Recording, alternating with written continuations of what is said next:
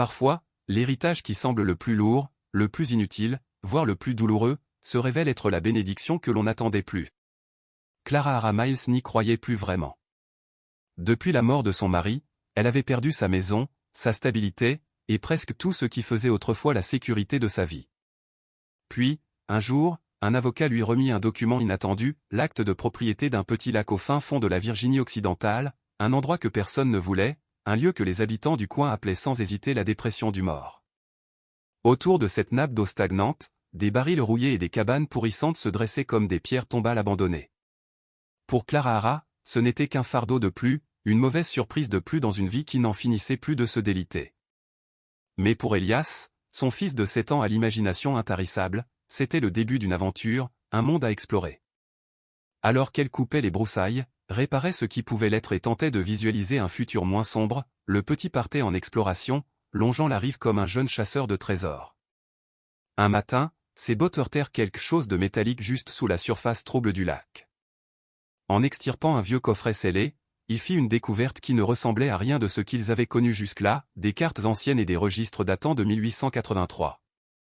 Et ces documents révélaient un secret estimé à 2 millions de dollars. Ce qu'Elias venait de trouver allait bouleverser leur existence. Mais tout trésor, surtout lorsqu'il provient du passé, porte en lui un prix parfois terrible, une ombre que l'on ne voit pas venir. Pour comprendre comment ils en étaient arrivés là, il faut revenir 3 mois en arrière. À cette époque, Clara vivait encore dans un petit appartement étouffant au-dessus du dîner Murphy, à Charleston. Ce mardi-là, comme tant d'autres, elle comptait les pièces sur la table de sa minuscule cuisine. C'était la 3e fois de la semaine qu'elle refaisait les mêmes calculs, espérant un miracle qui ne venait jamais. Le total restait le même, pas assez pour payer le loyer, à peine de quoi acheter quelques provisions, et certainement rien pour la nouvelle paire de chaussures dont Elias avait désespérément besoin, ni pour les fournitures scolaires qui ne cessaient de s'ajouter sur les listes envoyées par l'école. Son pouce tournait machinalement l'alliance en or qu'elle portait encore, un geste devenu réflexe depuis l'enterrement de David. Cette bague appartenait autrefois à la grand-mère de son mari. Elle avait traversé 3 générations de mariages heureux, bien plus que ne l'avaient été les dernières années du leur. Pourtant, elle rappelait aussi les beaux souvenirs, les soirées où David riait encore à ses blagues mal racontées, les dimanches matins où Elias s'endormait entre eux, enveloppé dans une chaleur familiale qu'elle croyait éternelle. Ces moments semblaient désormais appartenir à une autre vie, presque à quelqu'un d'autre. À 14h30 précise, un coup retentit contre la porte. Clara leva les yeux vers l'horloge, surprise, elle savait que dans quelques heures, elle devrait partir pour son service du soir à l'hôpital, où elle travaillait à la blanchisserie. Ce n'était pas un travail glorieux, mais c'était un poste stable, avec une paie régulière et une couverture santé qui sauvait la mise à chaque rhume, fièvre ou accident d'enfance. En ouvrant la porte, elle se trouva face à un homme élégant, vêtu d'un costume qui valait probablement plus que 3 mois de son salaire. L'odeur du cuir de sa mallette semblait imprégnée de décisions anciennes, d'histoires familiales compliquées et de fortunes qu'on ne devinait qu'à demi-mot. Il se présenta, Thomson et associés, planification successorale. Madame Miles, je suis ici au sujet de la succession de votre oncle Jasper. Clara le fixa, interdite. Je n'ai pas d'oncle Jasper. L'avocat consulta ses documents, impassible. Jasper Greyrock, l'oncle de votre défunt mari. Il est décédé il y a 6 semaines et vous a légué une propriété en Virginie occidentale.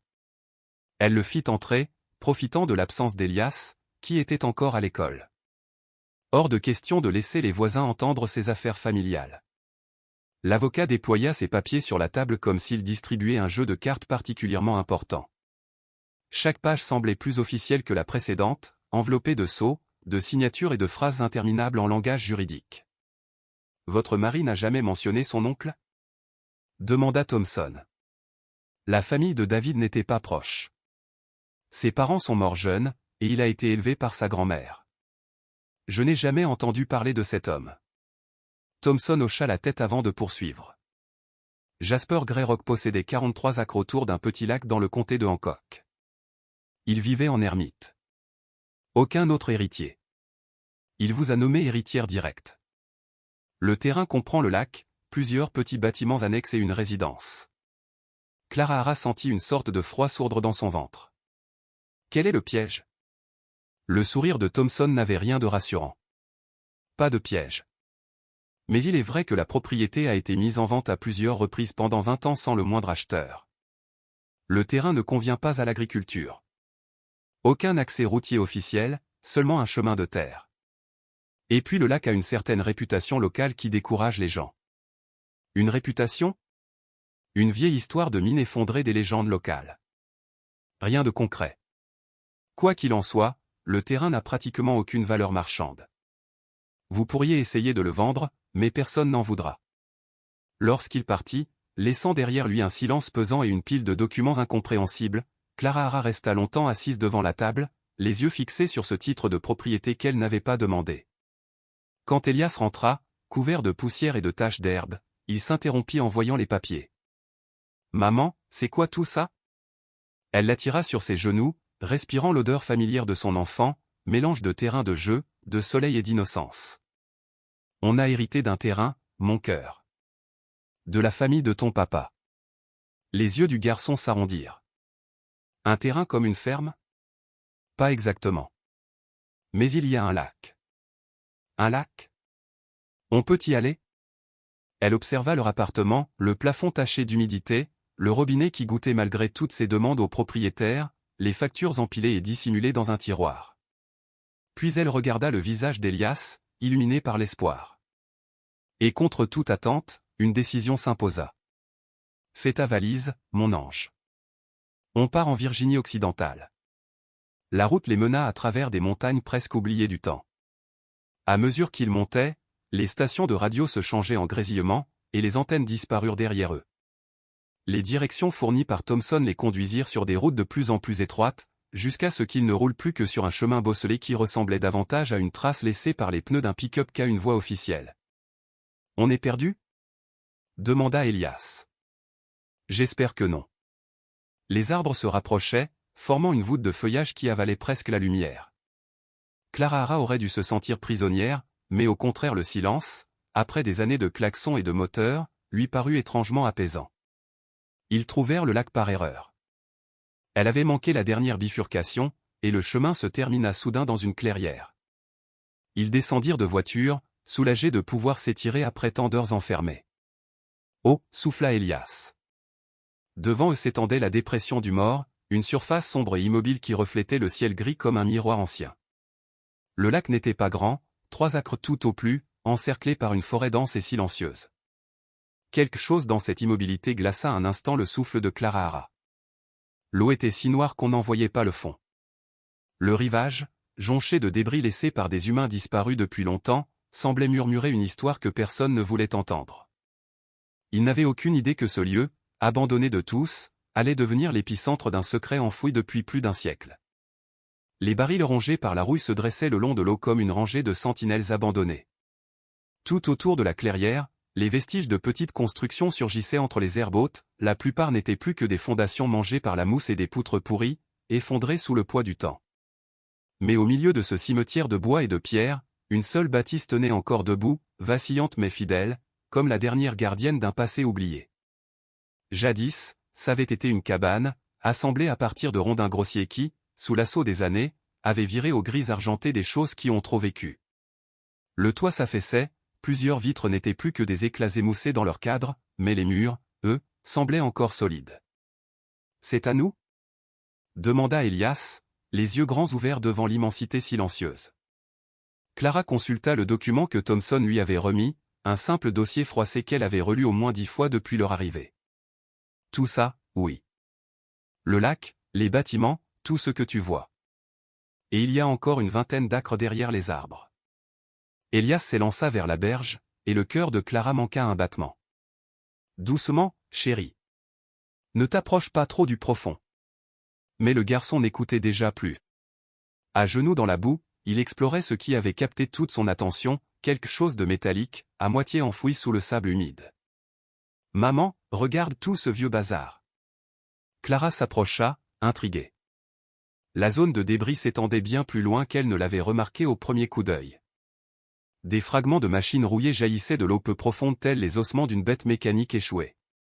Des bouteilles de verre, décolorées ou brisées, parsemaient la rive comme les restes d'un banquet oublié.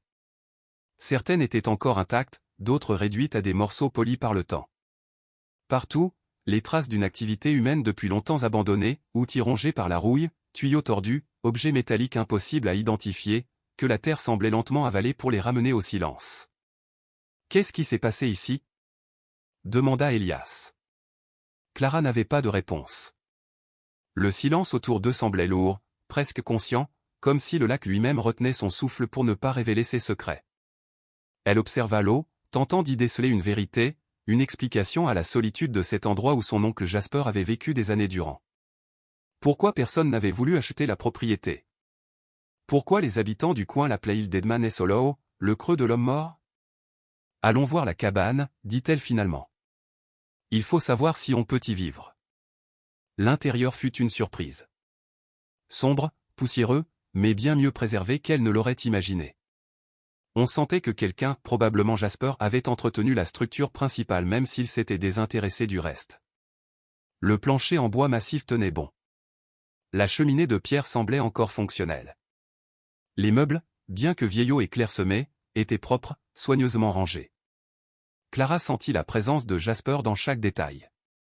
Une tasse de café reposait encore sur le comptoir de la cuisine, remplie d'un liquide qui avait fermenté depuis longtemps en une sorte d'expérience organique. Une paire de bottes de travail traînait près de la porte, bien trop grande pour David. Sur une étagère, des ouvrages consacrés à l'histoire locale, à la géologie, aux techniques minières, autant de fragments d'une vie solitaire, rigoureuse. Dans la chambre, des chemises en flanelle et des pantalons de travail demeuraient suspendus dans l'armoire, comme s'ils attendaient encore leur propriétaire.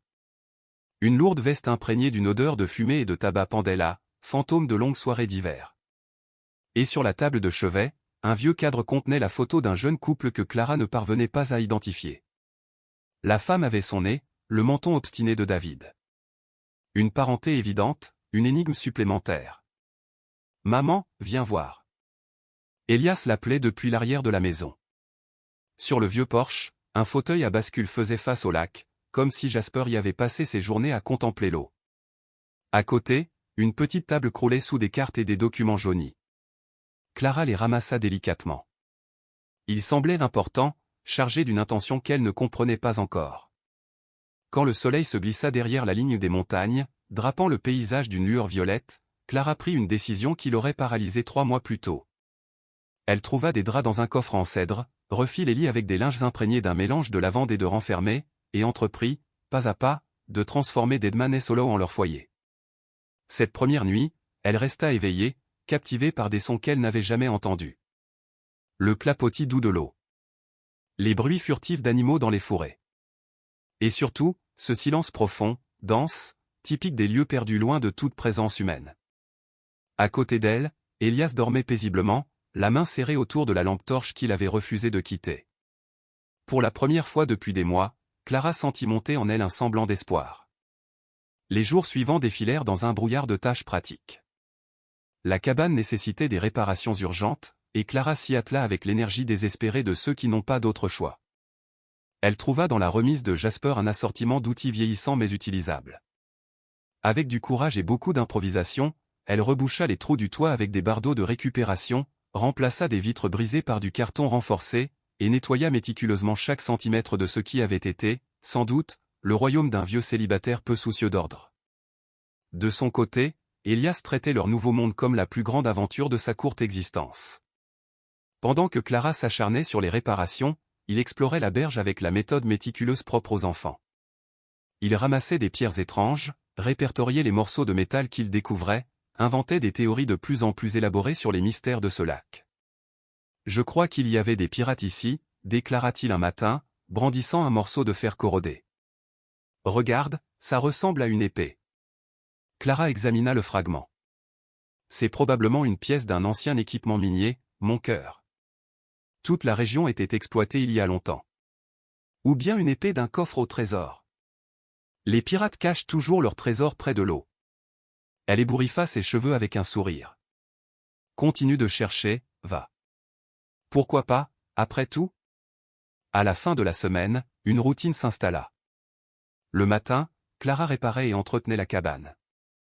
L'après-midi, elle empruntait les routes sinueuses de montagne pour rejoindre Fairmont, la petite ville la plus proche, 20 miles plus loin. Elle y avait trouvé un emploi dans une clinique médicale. Le salaire était modeste, mais suffisant pour subvenir à leurs besoins essentiels. Et cela lui permettait aussi d'observer la communauté, d'écouter les murmures, d'apprendre à comprendre cette terre étrange qu'elle habitait désormais. Au supermarché, à la station-service, au dîner où elle s'arrêtait parfois prendre un café, elle glanait des bribes d'histoire sur Deadman et Solo et sur Jasper Greyrock, l'ermite qui avait vécu là. Il venait une fois par mois, lui confia la caissière. Toujours seul, toujours en silence. Payait en liquide, parlait juste ce qu'il fallait. On sentait qu'il ne voulait pas de compagnie. Il a déjà dit pourquoi il vivait isolé? La femme secoua la tête. Ce lac a une mauvaise réputation. Ça remonte à un accident minier il y a très longtemps. Les gens préfèrent ne pas s'en approcher. Les conversations se ressemblaient toutes. Jasper était connu, mais pas apprécié. On le supportait sans l'accueillir. Et Deadman et Solo semblaient entourés d'une aura de superstition que personne ne souhaitait expliquer. Clara aurait pu ignorer ces légendes locales si Elias n'avait pas changé de comportement. Son fils avait toujours eu beaucoup d'imagination, mais ici, quelque chose semblait différent. Comme si le lac le captivait d'une manière étrange, profonde. Il passait des heures immobiles au bord de l'eau, observant la surface avec une concentration presque solennelle, comme s'il percevait quelque chose qu'elle-même ne voyait pas. Un soir, alors qu'il dînait sur le porche, elle lui demanda. « Qu'est-ce que tu fais là-bas exactement ?»« Je regarde, » répondit Elias calmement. « Qu'est-ce que tu regardes ?»« L'eau. Elle n'est pas pareille partout. Il y a des endroits où elle est très profonde. Et il y a des choses en dessous. » Clara fronça les sourcils. Quel genre de choses? Il leva vers elle un regard sérieux, beaucoup trop mûr pour ses 7 ans. Des choses anciennes. Des choses importantes. Et à cet instant précis, Clara comprit que leur arrivée à Deadman et Solo n'était pas un hasard. Le lac savait des choses. Elias aussi. Et peut-être que, quelque part sous cette eau sombre, se trouvait l'histoire capable de bouleverser leur vie. Elias était convaincu d'une chose, les pirates avaient réellement caché un trésor au fond du lac. « Maman, je te jure je le sens. Il y a quelque chose ici. » Clara aurait voulu balayer ses rêves d'un geste tendre, comme on disperse une fumée trop brûlante avant qu'elle ne pique les yeux. Elle avait déjà vu trop d'enfants se casser le cœur entre ce qu'ils espèrent et ce que la réalité leur offre. Pourtant, l'assurance d'Elias n'avait rien de la fantaisie naïve d'un garçon de 7 ans. Il possédait une intuition étrange, presque troublante, pour des choses que les autres ne remarquaient jamais. Il avait senti que David, son père, était malade avant même que les médecins ne trouvent le cancer. Et il prédisait les orages des heures avant les alertes officielles, comme si son corps entendait des signaux que personne d'autre ne percevait. Alors peut-être sentait-il vraiment quelque chose au fond de ce lac sinistre que les habitants appelaient le gouffre du mort. Le 10e jour depuis leur arrivée, Elias fit sa découverte. Clara était dans la vieille cabane, luttant contre une tuyauterie capricieuse qui refusait obstinément de produire de l'eau chaude, lorsqu'elle entendit les cris de son fils. Pas des éclats joyeux. Pas l'appel innocent d'un enfant qui joue. Non, un cri pressant, urgent, qui fit chuter immédiatement tous les objets qu'elle tenait en main. Elle se précipita dehors, le cœur frappant sa poitrine comme un poing contre une porte close. Elias était dans l'eau jusqu'à la taille, près de la rive nord, et semblait se battre contre quelque chose de lourd, englouti. « Maman, viens vite. Je l'ai trouvé. Elias, sors de l'eau. Tu ne sais pas à quel point c'est profond. » Hurla Clara en traversant la plage boueuse. Mais Elias n'écoutait pas. Son regard brillant, ses bras tendus, tout en lui vibrait d'une même certitude fiévreuse. Le coffre au trésor, maman. Il est vrai. Je t'avais dit qu'il était vrai. Clara entra dans l'eau, ses chaussures s'enfonçant dans la vase. C'est alors qu'elle vit ce qu'il tentait de remonter. À moitié enfoui dans le lit du lac, recouvert d'algues et de sédiments accumulés sur des décennies, se trouvait un contenant métallique de la taille d'une mallette. 2 poignées latérales, un couvercle à charnière, et un mécanisme de fermeture encore visible malgré la corrosion. « Aide-moi » supplia Elias. « C'est trop lourd pour moi. » Contre chaque fibre de prudence qui grondait en elle, Clara attrapa une poignée, Elias prit l'autre, et ensemble ils tirèrent. Le coffre était extraordinairement lourd, bien plus que son volume ne le laissait croire. Les muscles de Clara protestèrent, mais elle persista, et finalement, ils traînèrent l'objet hors de l'eau, laissant une traînée sombre et luisante sur le sable humide. « Attention » souffla Clara en le posant sur la terre ferme. Le métal a l'air fragile. Il ne faut surtout pas qu'il se désagrège. De près, l'objet était encore plus fascinant. Malgré les années passées sous l'eau, il demeurait étonnamment intact. Le métal, noirci, piqué, portait les cicatrices du temps, mais il n'était pas brisé. Et sa fabrication respirait une époque où l'on construisait les choses pour traverser une vie entière, parfois plusieurs. « On peut l'ouvrir » demanda Elias, bondissant presque sur place. Clara examina le mécanisme. Corrodé, certes, mais pas irrémédiablement verrouillé. Après quelques efforts, ses doigts parvinrent à libérer la fermeture. Le couvercle s'ouvrit lentement, dans un long gémissement de métal ancien, comme si le coffre exhalait pour la première fois depuis un siècle. Ils retinrent leur souffle. L'intérieur était protégé par une toile huilée encore étonnamment intacte. Et dessous se trouvait un ensemble d'objets qui semblaient sortis tout droit d'un musée. Plusieurs livres reliés de cuir, aux pages jaunies mais parfaitement lisibles. Des cartes dessinées sur un papier épais, marquées de symboles, de notations, d'indications en encre pâlie. Et surtout des documents officiels portant des sceaux, des signatures, des marques d'une époque révolue. Qu'est-ce que c'est que tout ça ? Chuchota Elias, comme si parler trop fort risquait de faire disparaître le trésor. Clara prit l'un des livres. L'écriture serrée, précise, remplissait les pages, date, nom, quantité, observation. C'est très vieux, murmura-t-elle. 1883. Elle déplia l'une des cartes. Le lac y figurait, mais pas tel qu'il le connaissait. Autrefois, certaines zones étaient bâties là où s'étendait maintenant une forêt. D'anciennes routes, désormais effacées du paysage. Et surtout, un détail frappant, le lac y apparaissait bien plus petit qu'aujourd'hui. « Maman, regarde celui-là. » Elias tenait un document visiblement plus important que les autres. Des sceaux élaborés, un langage formel, une typographie soignée. Clara commença à le lire et son cœur accéléra à chaque ligne. C'était un manifeste de transport. Une liste de quantités d'or, pièces et lingots à acheminer dans la région en 1883. Le montant total, même converti en valeurs actuelles, donnait presque le vertige. Elle posa une main tremblante sur l'épaule d'Elias. « Mon chéri, tu as vraiment trouvé quelque chose d'énorme. » Ils passèrent plus d'une heure à examiner chaque objet du coffre. Au fil de leur découverte, une histoire fragmentée, mais captivante, prit forme. En 1883, après la guerre de sécession, quelqu'un avait utilisé le gouffre du Mort comme point de stockage secret pour de l'or confédéré destiné à être vendu au Nord. Une opération clandestine, houleuse, qui semblait s'être interrompue brusquement. Plus troublant encore, l'un des derniers registres indiquait que tout l'or n'avait pas quitté la zone. Il était question des « entreposages d'urgence » et de « dissimulation temporaire », des mots qui, dans la bouche d'un homme transportant des millions en métal précieux, signifiaient qu'un trésor considérable restait quelque part autour du lac. Lorsque le soleil disparut derrière les montagnes, Clara s'assit sur le porche de la cabane. Autour d'elle, les cartes, les livres, les documents formaient une mosaïque fascinante, un puzzle historique qui demandait à être déchiffré. Elias s'était endormi dans le vieux fauteuil à bascule, épuisé par l'excitation. Clara observa les eaux sombres du lac.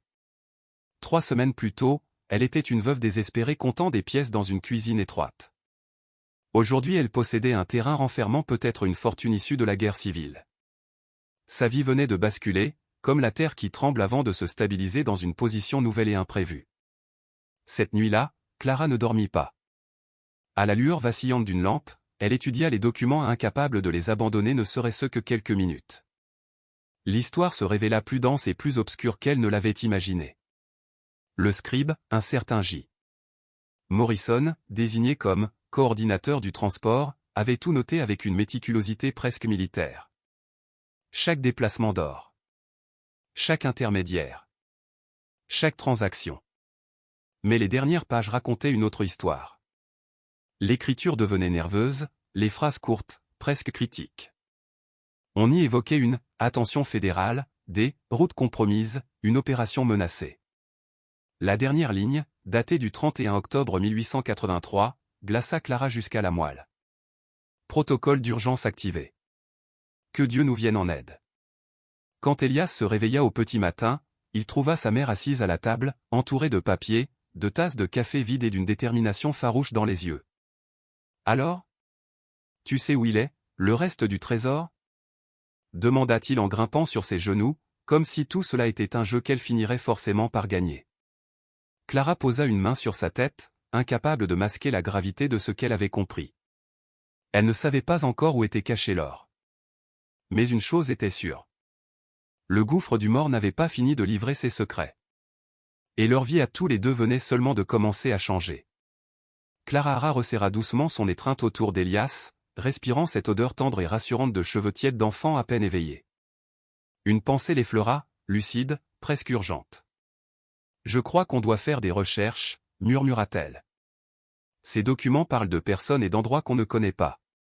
Peut-être qu'en ville, on pourra trouver des informations supplémentaires. » Le lendemain matin, leur première destination fut la bibliothèque publique de Fairmont. Le bâtiment de briques, solide et un peu austère, semblait dater de l'époque de la Grande Dépression. Tout, dans sa structure, respirait la persévérance d'une communauté qui l'avait entretenue avec amour, mais aussi avec des moyens modestes. Les fenêtres étroites laissaient filtrer un jour pâle, et l'air portait le parfum léger du papier ancien. Clara espérait y trouver des archives locales, des traces des activités passées autour du lac. Ce qu'elle n'avait pas prévu, en revanche, c'était de rencontrer Martha Andry. Martha était la bibliothécaire en chef, une femme d'une soixantaine avancée, aux cheveux d'un gris acier relevés en un chignon impeccable. Ses yeux, vifs et pénétrants derrière des lunettes à monture fine, se relevèrent du catalogue qu'elle annotait méthodiquement dès que Clara approcha du bureau de référence, Elias trottinant à ses côtés. Le visage de Martha s'éclaira aussitôt. On aurait dit qu'elle savourait la rareté d'une visite matinale en milieu de semaine. « Nous cherchons des informations sur l'histoire locale », expliqua Clara avec une politesse timide. Plus précisément sur les opérations minières dans le comté de Hancock, dans les années 1880. L'expression de Martha changea presque imperceptiblement. Ce n'était pas un rejet, mais une sorte d'alerte intérieure, un signal que cette demande ne ressemblait pas aux habituelles questions scolaires ou généalogiques. « C'est très précis, dit-elle doucement. Travaillez-vous sur un projet de recherche? Nous avons hérité d'un terrain près d'ici, à Deadman's Hollow, et nous avons trouvé de vieux documents qui mentionnent des activités minières à cette époque. » Cette fois, l'attention de Martha devint palpable. Son regard se porta brièvement vers Elias, qui explorait déjà le coin jeunesse avec la curiosité méthodique qu'il réservait à tous les nouveaux lieux. Puis elle se tourna de nouveau vers Clara. « Deadman's Hollow » souffla-t-elle. « C'est l'ancien domaine des Greyrock. » Elle laissa planer un silence avant d'ajouter. « Je connaissais l'oncle de votre défunt mari, Jasper Greyrock. Il venait ici 2 fois par an, pendant près de 20 ans. Toujours pour les mêmes archives, relevés géologiques, registres miniers, documents liés à la période de la guerre de sécession autour du lac. » Elle se pencha légèrement en avant, ses yeux brillant d'une curiosité retenue. « Puis-je vous demander quel type de document vous avez trouvé ?» Clara hésita. La prudence lui soufflait de garder pour elle les détails de la découverte d'Elias. Mais Martha avait ce visage ouvert, digne de confiance, l'expression douce d'une femme qui avait passé sa vie à protéger des histoires et non à les exploiter. Et puis, Clara portait seule le poids de ses révélations depuis trop longtemps. Des registres de transport datés de 1883, admit-elle enfin. Ils mentionnent de l'or déplacé dans la région. Martha hocha la tête lentement, comme si cette information confirmait une intuition ancienne. « Venez, dit-elle. Je vais vous montrer notre section consacrée à l'histoire locale. Il y a peut-être des documents susceptibles d'éclairer ce que vous avez trouvé. » Le coin d'histoire locale occupait une partie tranquille du rez-de-chaussée. De vieux classeurs métalliques, des volumes reliés à la main, des dossiers assemblés par des passionnés depuis des décennies formaient une mosaïque hétéroclite, mais précieuse. Martha en extirpa plusieurs et les étala sur une grande table de bois. La fin du XIe siècle était une époque très mouvementée dans cette partie de la Virginie occidentale, expliqua-t-elle. La guerre de sécession était terminée, mais beaucoup de gens tentaient encore de déplacer argent, biens et trésors pour reconstruire leur vie. Certains étaient honnêtes. D'autres beaucoup moins. Elle ouvrit un dossier contenant une carte dessinée à la main, représentant la région telle qu'elle était dans les années 1880. Comme vous voyez, l'endroit était bien plus habité qu'aujourd'hui. Il y avait des camps miniers, des exploitations forestières, des petites communautés qui ont disparu quand les ressources se sont épuisées. Clara compara la carte de la bibliothèque avec celle qu'ils avaient trouvée dans le coffre. Le relief correspondait, les cours d'eau aussi, mais là où les montagnes étaient aujourd'hui silencieuses et boisées, la carte ancienne montrait un réseau dense de pistes, de bâtiments et de revendications minières actives.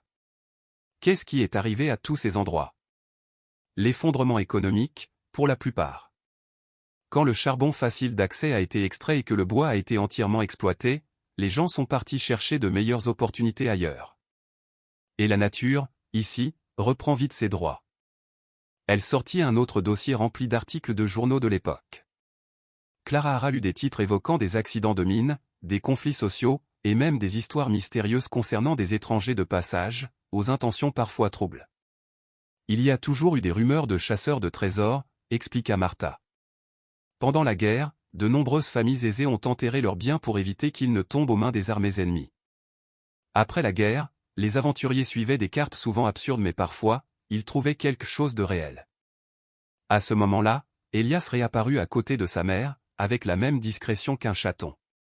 Il tenait un livre dans ses mains.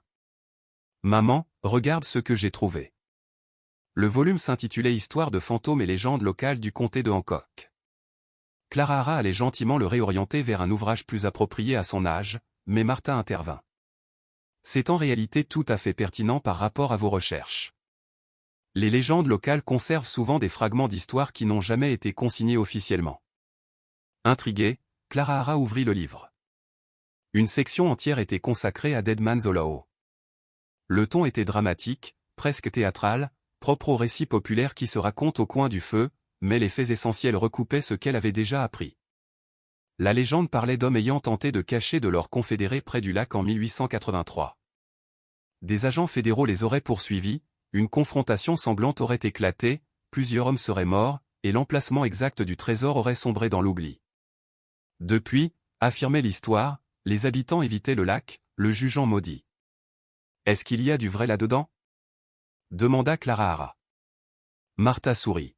« Probablement plus que vous ne l'imagineriez. Avec le temps, les récits s'enrichissent, se déforment, mais leur origine repose souvent sur un noyau de vérité.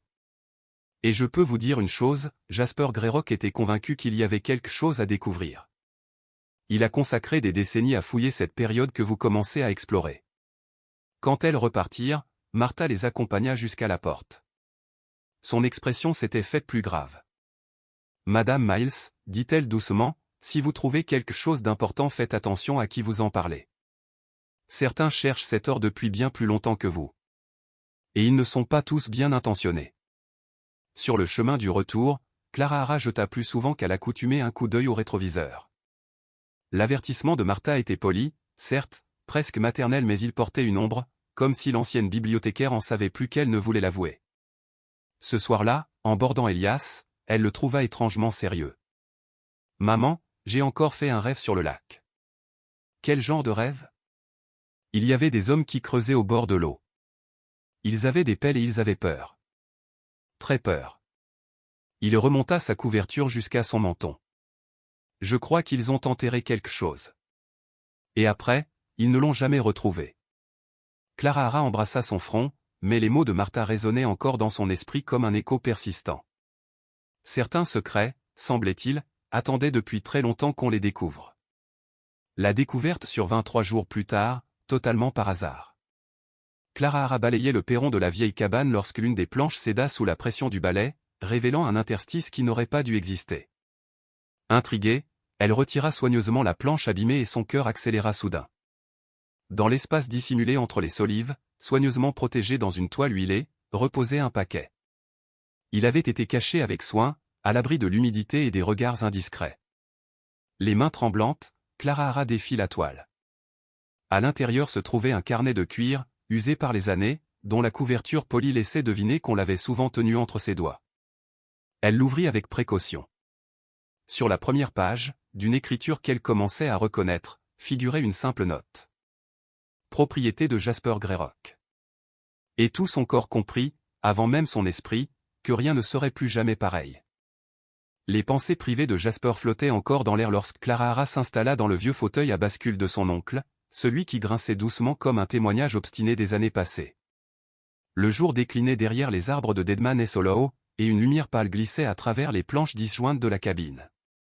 Le journal, épais, usé, couvert de taches d'humidité et d'empreintes de doigts, lui reposait sur les genoux. Elle ouvrit la première page et sentit immédiatement que ce qu'elle allait découvrir n'était pas seulement l'histoire de Jasper, mais quelque chose de plus sombre, de plus ancien, de plus dangereux. Ce qu'elle lui révéla un homme consumé par une obsession. Pendant près de 40 ans, son oncle avait méthodiquement fouillé les rives, les bois et les profondeurs du lac, convaincu que l'or mentionné dans les registres de transport de Morrison reposait encore quelque part sous la terre ou sous l'eau trouble de Deadman et Solao. C'était une quête qui avait commencé lorsque Jasper était jeune et qui n'avait cessé de le retenir prisonnier. Les pages racontaient des décennies de recherches minutieuses, d'excavations manquées, de fausses pistes et de recommencements épuisants. Jasper notait tout, chaque chute de métal détectée, chaque variation du sol, chaque anomalie. Il écrivait avec la précision d'un cartographe et l'âme d'un homme hanté. Au fil des années, ses notes deviennent de plus en plus insistantes, presque désespérées. On y sent poindre la conviction croissante qu'il touchait enfin à la vérité, à un secret qu'il poursuivait depuis une vie entière. Une entrée décrivait une journée passée entière à parcourir la rive nord avec un détecteur de métaux. Les signaux les plus forts venaient d'un point situé à une quinzaine de pieds du vieux chêne géant, mais l'eau y était trop profonde pour qu'il puisse explorer correctement. Jasper notait qu'il devait impérativement trouver un moyen de travailler sous l'eau. Déjà, l'obsession mordait la page comme une marque brûlée. Plus tard, il écrivait que les documents de Morrison prenaient enfin un sens différent. Les protocoles d'urgence n'avaient jamais été destinés à protéger l'or des soldats fédéraux comme l'histoire locale le racontait. Non. C'était destiné à le cacher contre les propres hommes de Morrison. Quelqu'un, dans cette équipe, avait prévu de voler la cargaison. Une autre série de notes décrivait les découpures de journaux locaux apportées par Martha Andry, la bibliothécaire. 3 corps non identifiés avaient été retrouvés dans les bois, à environ 8 km au nord, à l'hiver 1883. Tous avaient été abattus. Aucun document, aucun nom, aucune trace. Mais la date correspondait exactement aux dernières entrées de Morrison. Clara Hara sentit un frisson glacé lui parcourir la nuque. Derrière les recherches acharnées de Jasper se dessinait un passé violent, presque effacé, mais pas oublié. En lisant plus profondément, elle comprit que son oncle n'avait jamais été seul dans sa chasse au trésor. D'autres, au fil des années, avaient débarqué à Deadman et Solao, des familles, des étrangers, parfois même des descendants de ceux impliqués autrefois dans la disparition de l'or. Tous avaient suivi les mêmes pistes, posé les mêmes questions, nourri les mêmes intentions. Tous cherchaient ce qui n'avait jamais été trouvé. Une note particulièrement troublante mentionnait le garçon Cromwell, revenu réclamer ce qu'il appelait la propriété légitime de sa famille. Une revendication transmise de père en fils. Jasper s'était montré ferme, si l'or appartenait à quelqu'un, c'était à celui qui le trouverait. Mais les visites, selon lui, devenaient de moins en moins innocentes. Les Cromwell savaient quelque chose qu'il ignorait. Plus loin, une entrée évoquait des traces de pneus fraîches près du sentier sud. Jasper soupçonnait qu'on le surveillait. Il écrivait qu'il devait devenir plus prudent, qu'il devrait peut-être prévenir quelqu'un de ses découvertes, au cas où. Clara Hara sentit son cœur se serrer. Elle savait ce que cela signifiait. Jasper avait eu peur. Une peur réelle. Les dernières pages avaient été écrites quelques mois seulement avant sa mort. L'écriture tremblait, mais la détermination restait intacte. Jasper écrivait que les signaux sous l'eau devenaient de plus en plus forts. Quelque chose de grand, de métallique, reposait à une douzaine de pieds sous la surface. Trop profond pour qu'il puisse y plonger, trop lourd pour qu'il l'ignore.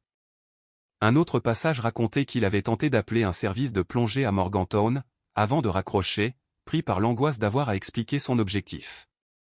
Comment parler de trésors sans passer pour un vieux fou? Et surtout, que se passerait-il si la rumeur s'échappait? Puis venait le pire. Quelqu'un avait fouillé la cabine pendant une de ses sorties en ville. Rien n'avait été volé, mais les objets déplacés révélaient une recherche ciblée. L'intrus cherchait les documents de Morrison.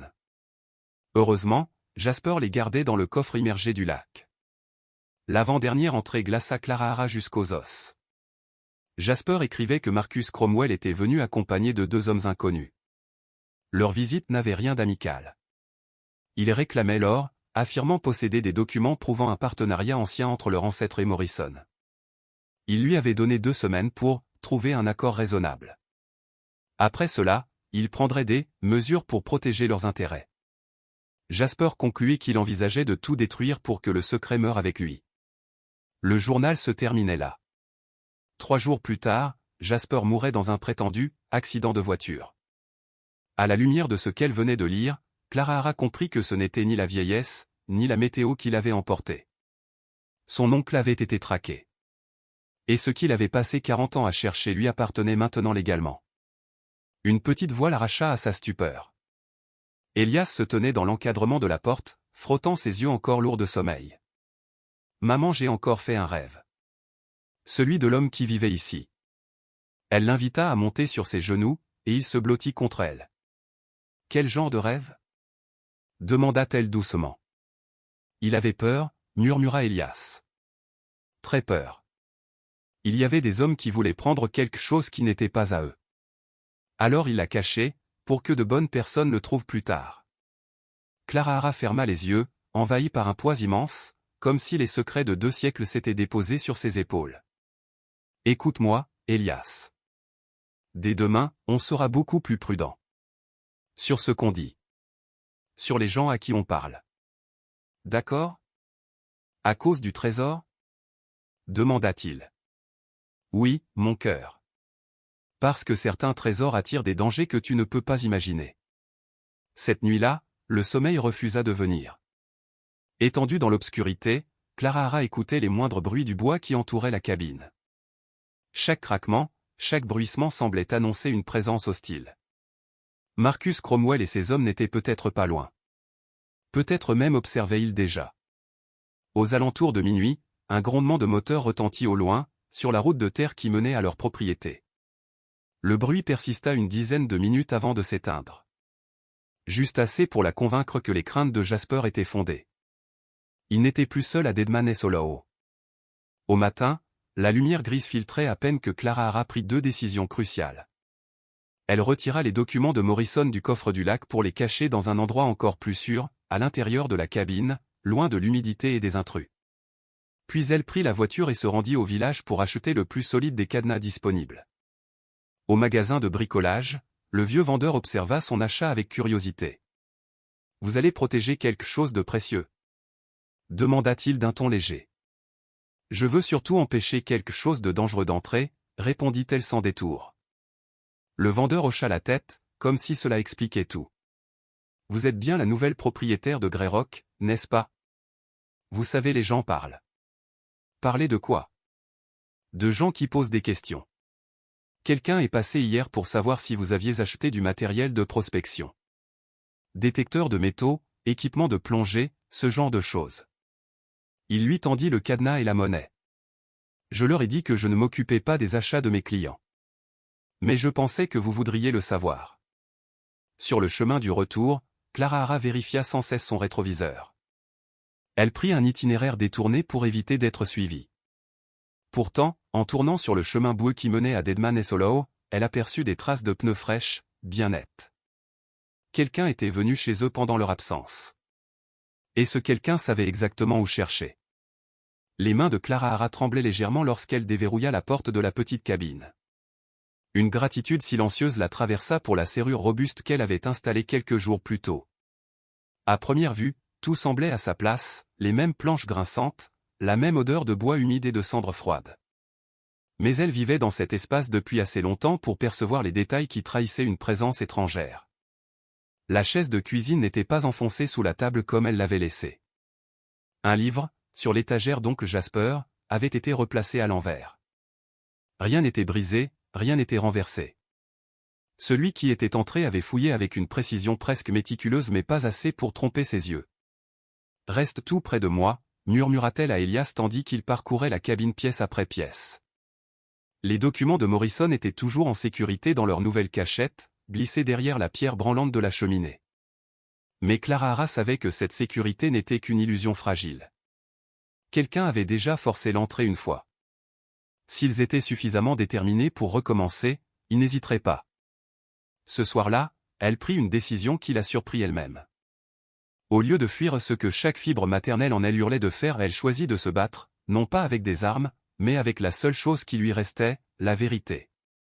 Si des inconnus étaient prêts à violer son refuge pour retrouver le trésor de Jasper, alors ce trésor devait être réel, conséquent, dangereux. Et si ce trésor existait bel et bien, alors elle en avait la responsabilité. Pour Elias. Pour leur survie. Pour leur avenir. Mais elle ne pourrait pas y parvenir seule.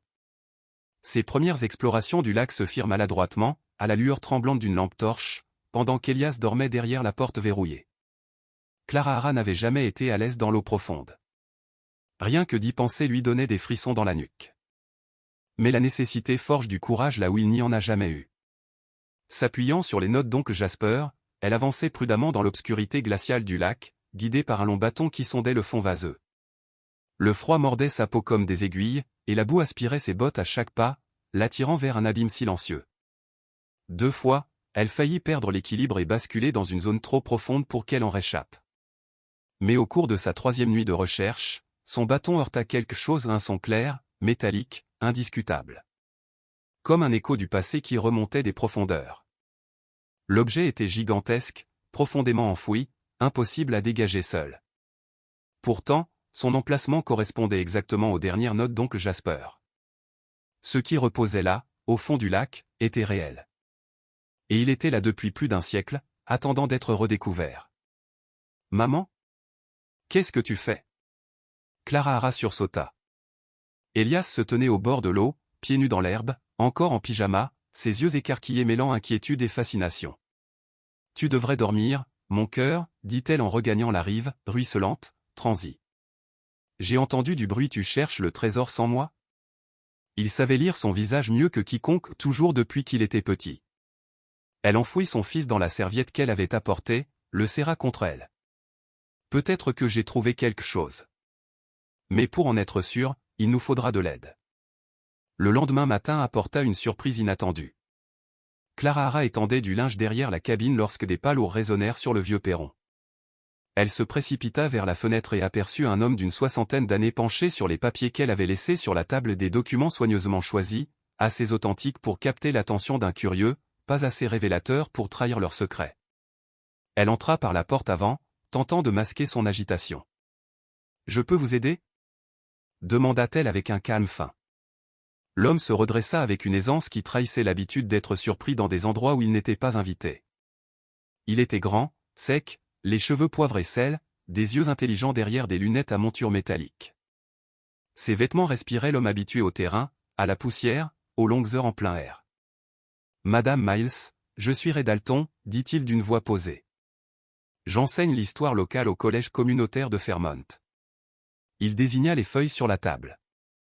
Martha Andry m'a parlé de documents que vous auriez trouvés liés à l'époque de la guerre civile. Clara Hara scruta chaque nuance de son visage. Était-il une aide providentielle ou une menace de plus? Quel genre d'intérêt avez-vous pour cette période? Demanda-t-elle prudemment. Un intérêt académique, pour la plupart, répondit-il. Mais je dois avouer que Deadman Hollow m'a toujours fasciné. Et il jeta un regard autour de la cabine, empreint d'une familiarité étrange. J'ai assez bien connu Jasper Greyrock. Nous partagions une passion pour les mystères historiques de la région. Le cœur de Clara Hara rata un battement. Vous le connaissiez? Rehocha la tête, soudain plus grave. Assez pour qu'il m'appelle 2 semaines avant sa mort. Il disait avoir trouvé quelque chose d'important. Il voulait mon avis sur la façon de gérer la découverte. Nous devions nous voir le lendemain de son accident. Le mot flottait dans l'air, lourd, sinistre. Les pièces du puzzle s'alignaient, une à une, dans l'esprit de Clara Hara. Qu'est-ce qu'il vous a dit exactement? Rien de précis au téléphone, admirait. Mais Jasper travaillait sur la même période historique depuis des décennies. Et d'après ce que je vois ici. Il indiqua les papiers éparpillés. Je pense qu'il avait enfin mis la main sur ce qu'il cherchait. À ce moment, Elias sortit de la chambre où elle lui avait demandé de rester. Avec le courage innocent d'un enfant qui ignore les dangers du monde, il s'approcha directement de l'inconnu. « Vous êtes venu pour le trésor ?» demanda-t-il. Ray s'accroupit pour le regarder à hauteur de ses yeux. « Quel trésor ?»« L'or sous le lac. » déclara Elias avec une certitude désarmante. « On a trouvé les cartes qui montrent où il est. » Clara Hara voulut intervenir, mais Ray leva la main, sans brusquerie. « C'est passionnant. Avez-vous trouvé de l'or?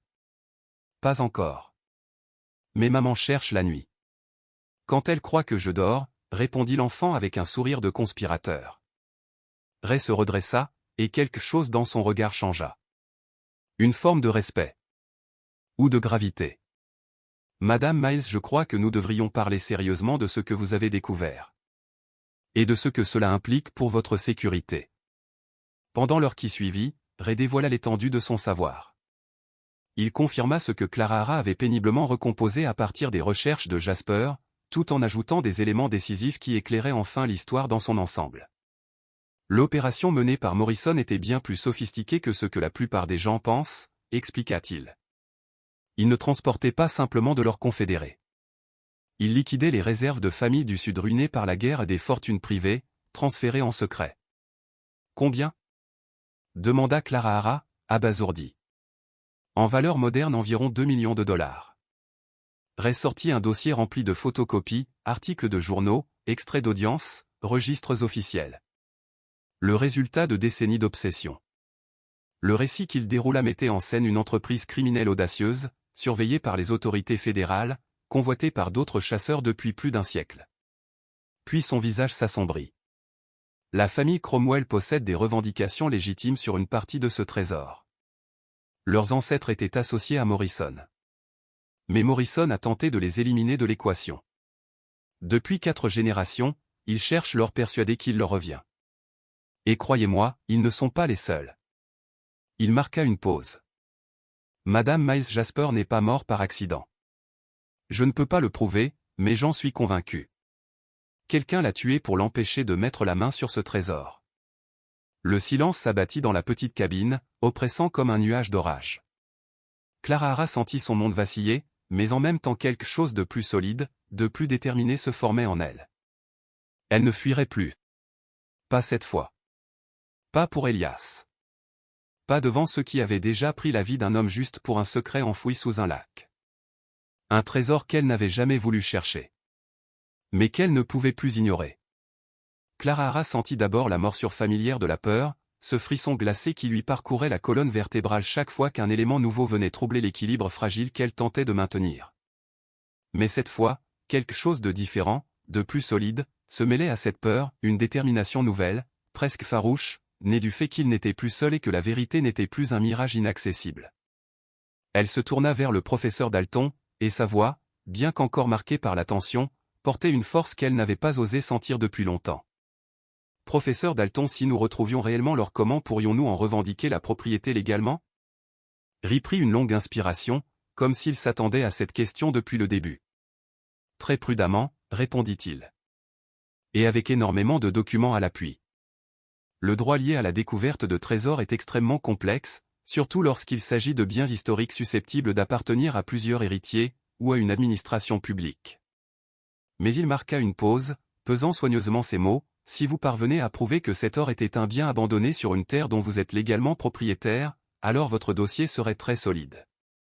Elias, qui faisait semblant de jouer avec un caillou au bord du porche, écoutait en réalité chaque mot, absorbant la conversation comme une éponge. Lorsqu'il leva enfin les yeux, ce fut avec un sérieux presque déroutant pour un enfant de son âge. « Est-ce que vous nous aideriez à le trouver » demanda-t-il à Ray. « Maman a besoin de quelqu'un qui s'y connaît dans les vieilles choses. Et je crois que le lac veut qu'on découvre ce qu'il cache. » Ray cligna des yeux, surpris par la formulation, puis regarda Clara Hara comme pour s'assurer qu'il avait bien entendu. Il reporta ensuite son attention sur l'enfant, intrigué. « Et qu'est-ce qui te fait croire que le lac veut que tu trouves quelque chose » Elias haussa les épaules, comme si la réponse était évidente. « Il me parle. Pas avec des mots, mais je sens où sont les choses importantes. C'est comme une sorte de tiraillement à l'intérieur. » Clara Hara se prépara instinctivement à entendre le rire poli, la condescendance bienveillante qu'elle redoutait toujours chez les adultes face aux sensibilités particulières de son fils. Mais à sa grande surprise, le professeur Dalton ne rit pas. Il hocha lentement la tête, l'air soudain très sérieux. « Certaines personnes sont sensibles à des choses que la plupart ne perçoivent pas, dit-il doucement. Si tu peux vraiment ressentir les zones où quelque chose est enfoui, alors tu pourrais nous faire gagner des semaines de recherche. » Ce soir-là, après le départ de Ray qui avait promis de revenir dès le lendemain avec du matériel spécialisé, Clara Hara s'assit sur le porche. Elias, absorbé, lançait des pierres plates sur la surface sombre du lac de Deadman's Hollow. Les galets ricochaient en dessinant des cercles argentés qui se dissipaient doucement dans l'eau noire. Pour la première fois depuis qu'elle avait hérité du fardeau de son oncle Jasper, elle sentit naître en elle une lueur d'espoir. Une vraie. Une qui avait du contour, du poids, une consistance presque palpable. Mais cet espoir n'empêchait pas une conscience aiguë de la réalité, le temps leur était compté. Marcus Cromwell et ses hommes ne patienteraient pas indéfiniment. S'ils comprenaient que Clara Hara approchait de la vérité, ils passeraient à l'action sans hésiter. La chasse au trésor devenait désormais une course où le perdant risquait plus que de simples regrets. Le lendemain matin, Ri revint au volant de sa vieille camionnette, chargée d'un équipement qui aurait semblé tout droit sorti d'un film de science-fiction. Le détecteur de métaux sous-marins brillait sous le soleil, élégant, moderne, l'opposé total de la version rudimentaire que Jasper utilisait autrefois. Mais surtout, Ri avait apporté du matériel de plongée complet, capable de permettre une exploration en profondeur de la vase lourde et du lit du lac. « Où avez-vous trouvé tout ça ?» demanda Clara Hara, impressionnée, tandis qu'il déballait les caisses sur le porche. Ri eut un sourire légèrement coupable. Le collège possède un programme d'archéologie sous-marine. Techniquement il tout sauta. Techniquement, ce que nous faisons ici peut être considéré comme de la recherche appliquée sur un site historique local. Clara Hara comprit immédiatement ce qu'il ne disait pas. Vous avez omis quelques détails dans votre demande de matériel. Quelques nuances, admit-il avec un air faussement innocent. Mais tout ce que nous faisons est parfaitement légitime d'un point de vue académique. Pendant que Ri assemblait le détecteur, Clara Hara entreprit de ranger un peu la maison et fit une découverte qui la laissa immobile. Derrière un faux panneau dissimulé dans le placard de la chambre, elle trouva un véritable arsenal d'équipements sous-marins soigneusement stockés comme un secret jalousement gardé. Il y avait des caméras étanches, des masques de plongée, des conteneurs hermétiques et surtout, un système de respiration complet, entretenu avec une précision méticuleuse. Votre oncle était bien plus préparé que je ne le pensais, déclara Ri en examinant les objets. C'est du matériel de plongée professionnel. On voit qu'il prévoyait une opération majeure. Elias, émerveillé, ne quittait pas l'équipement des yeux, comme si chaque pièce était un trésor en soi. « Je peux essayer ?» demanda-t-il avec un enthousiasme brûlant. « Absolument pas », répliqua aussitôt Clara Hara. « C'est un matériel dangereux, réservé aux adultes expérimentés. » Mais elle comprit très vite que malgré cela, la contribution d'Elias serait indispensable. Dès que Ri commença à sonder différentes zones du lac, le garçon pointait régulièrement des endroits qui, à ses yeux, semblaient identiques les uns aux autres. Là, dit-il soudain, montrant du doigt un coin d'eau noire. Il y a quelque chose de lourd sous la boue. Ri déplaça le détecteur, sceptique avant que l'appareil ne se mette à émettre une série de signaux puissants. Comment savais-tu ça? Elias répondit simplement. Je l'ai senti. Au fil de la matinée, grâce à ces indications, ils identifièrent 3 sites distincts présentant de fortes anomalies métalliques. Tous se situaient entre 2 et 4 mètres de profondeur, trop profond pour un simple plongeon, mais parfaitement accessible avec du matériel adéquat. Il va falloir descendre, conclut Ri à l'heure du repas. Le détecteur nous dit qu'il y a quelque chose, mais pour lancer une opération d'extraction, il nous faut une confirmation visuelle. Clara Hara regarda la surface noire du lac. Une chape d'angoisse lui écrasa la poitrine. « Je ne peux pas, murmura-t-elle. Je suis désolé. Je ne peux pas descendre là-dedans. Je peux, répondit Ri. Je plonge depuis 20 ans. Si on respecte les protocoles, c'est sans danger. Toute l'après-midi fut consacrée à la préparation de la première descente. Clara Hara vérifia les caméras sous-marines pendant que Ri inspectait minutieusement son matériel, chaque sangle, chaque valve. Elias, intarissable, signalait encore d'autres zones du lac qui semblaient, selon lui, différentes. Avant que Ri ne s'enfonce dans l'eau, Clara Hara posa une main tremblante sur son avant-bras. Souvenez-vous, aujourd'hui, on observe seulement. Pas d'effort inutile, pas de tentative d'extraction. Ri hocha la tête, puis plongea avec une fluidité qui trahissait des années d'expérience. Clara Hara et Elias suivirent sa progression sur l'écran relié à la caméra sous-marine. Les raies de lumière traversaient l'eau sombre, dessinant des silhouettes fantomatiques dans les profondeurs. Puis l'image s'immobilisa devant quelque chose qui fit battre le cœur de Clara Hara à toute allure. Des formes métalliques, des angles nets, des caisses abandonnées là depuis plus d'un siècle. Je le vois, murmura Harry à travers le système audio. Mon Dieu Clara, nous y sommes. Il y a des coffres, des barils scellés et même un coffre-fort énorme, fixé au fond comme si quelqu'un avait voulu s'assurer qu'il ne remonterait jamais. Il y en avait au moins 20. Peut-être plus. Le rêve de Jasper. Peut-être sa damnation. Clara sentit son souffle se couper. Soulagée et terrifiée. Ils avaient trouvé le trésor. Mais c'est à ce moment précis que la peur reprit ses droits. Car ce qu'ils avaient trouvé, d'autres l'attendaient aussi. Et d'autres étaient prêts à tuer pour cela. Le grondement soudain de moteur brisa le silence du lac. Clara leva la tête juste au moment où deux pick-up s'engageaient sur le chemin de terre, soulevant des nuages de poussière. Ils s'arrêtèrent brusquement devant la cabane. 6 hommes en descendirent, parfaitement coordonnés. Trop coordonnés pour qu'il s'agisse d'une simple visite. Clara se précipita vers la radio. Ri, sortez de l'eau immédiatement. Nous avons de la compagnie. Les portes claquèrent. Les bottes écrasèrent le gravier. Le chef du groupe s'avança, un homme grand, large d'épaules, les cheveux grisonnants, le regard froid d'un habitué aux négociations à sens unique. Madame Miles, dit-il d'une voix calme et dangereusement contrôlée. Je suis Marcus Cromwell. Je crois que nous devons avoir une conversation. Clara se plaça instinctivement devant Elias, le cœur tambourinant dans sa poitrine. Autour d'elle, le matériel révélait toute l'étendue de leurs activités, impossible de prétendre qu'ils ne cherchaient rien. Elle serra les dents, le menton relevé malgré la peur brute qui menaçait de la submerger. Monsieur Cromwell commença-t-elle. Et la véritable bataille commença. Clara sentit un frisson parcourir l'air lorsque Marcus Cromwell rompit enfin le silence, comme s'il savourait depuis longtemps le moment où il se révélerait. Je me demandais quand vous daigneriez vous présenter, dit-elle d'une voix calme, même si son cœur battait plus vite qu'elle ne l'aurait voulu. Marcus sourit, mais ce n'était pas un sourire humain, pas un sourire chaleureux. C'était un masque poli, précis, dépourvu de la moindre trace de compassion. Je vous prie de m'excuser pour ce retard. Je voulais simplement vous laisser le temps de vous installer et de prendre conscience de la réalité de votre situation. Il fit un geste vers le lac, ses eaux sombres et calmes reflétant le ciel lourd. Je vois que vous avez déjà fait des progrès. Clara soutint son regard. Je ne sais pas de quoi vous parlez, monsieur Cromwell. Marcus pencha légèrement la tête, amusé. Ma famille étudie ce site depuis plus d'un siècle. Nous savons parfaitement ce qui se trouve au fond de ce lac. Et nous savons que vous l'avez trouvé. Sa voix restait cordiale, presque douce, mais ses deux compagnons, robustes et silencieux, s'étaient déjà positionnés de manière à barrer toute retraite. Ils n'avaient rien d'homme d'affaires, leurs épaules larges et leur posture fermée parlaient un langage bien plus ancien, celui de la menace. La seule question, reprit Marcus, est de savoir si nous pouvons conclure un arrangement qui profite à tout le monde. À ce moment précis, une silhouette émergea de l'eau.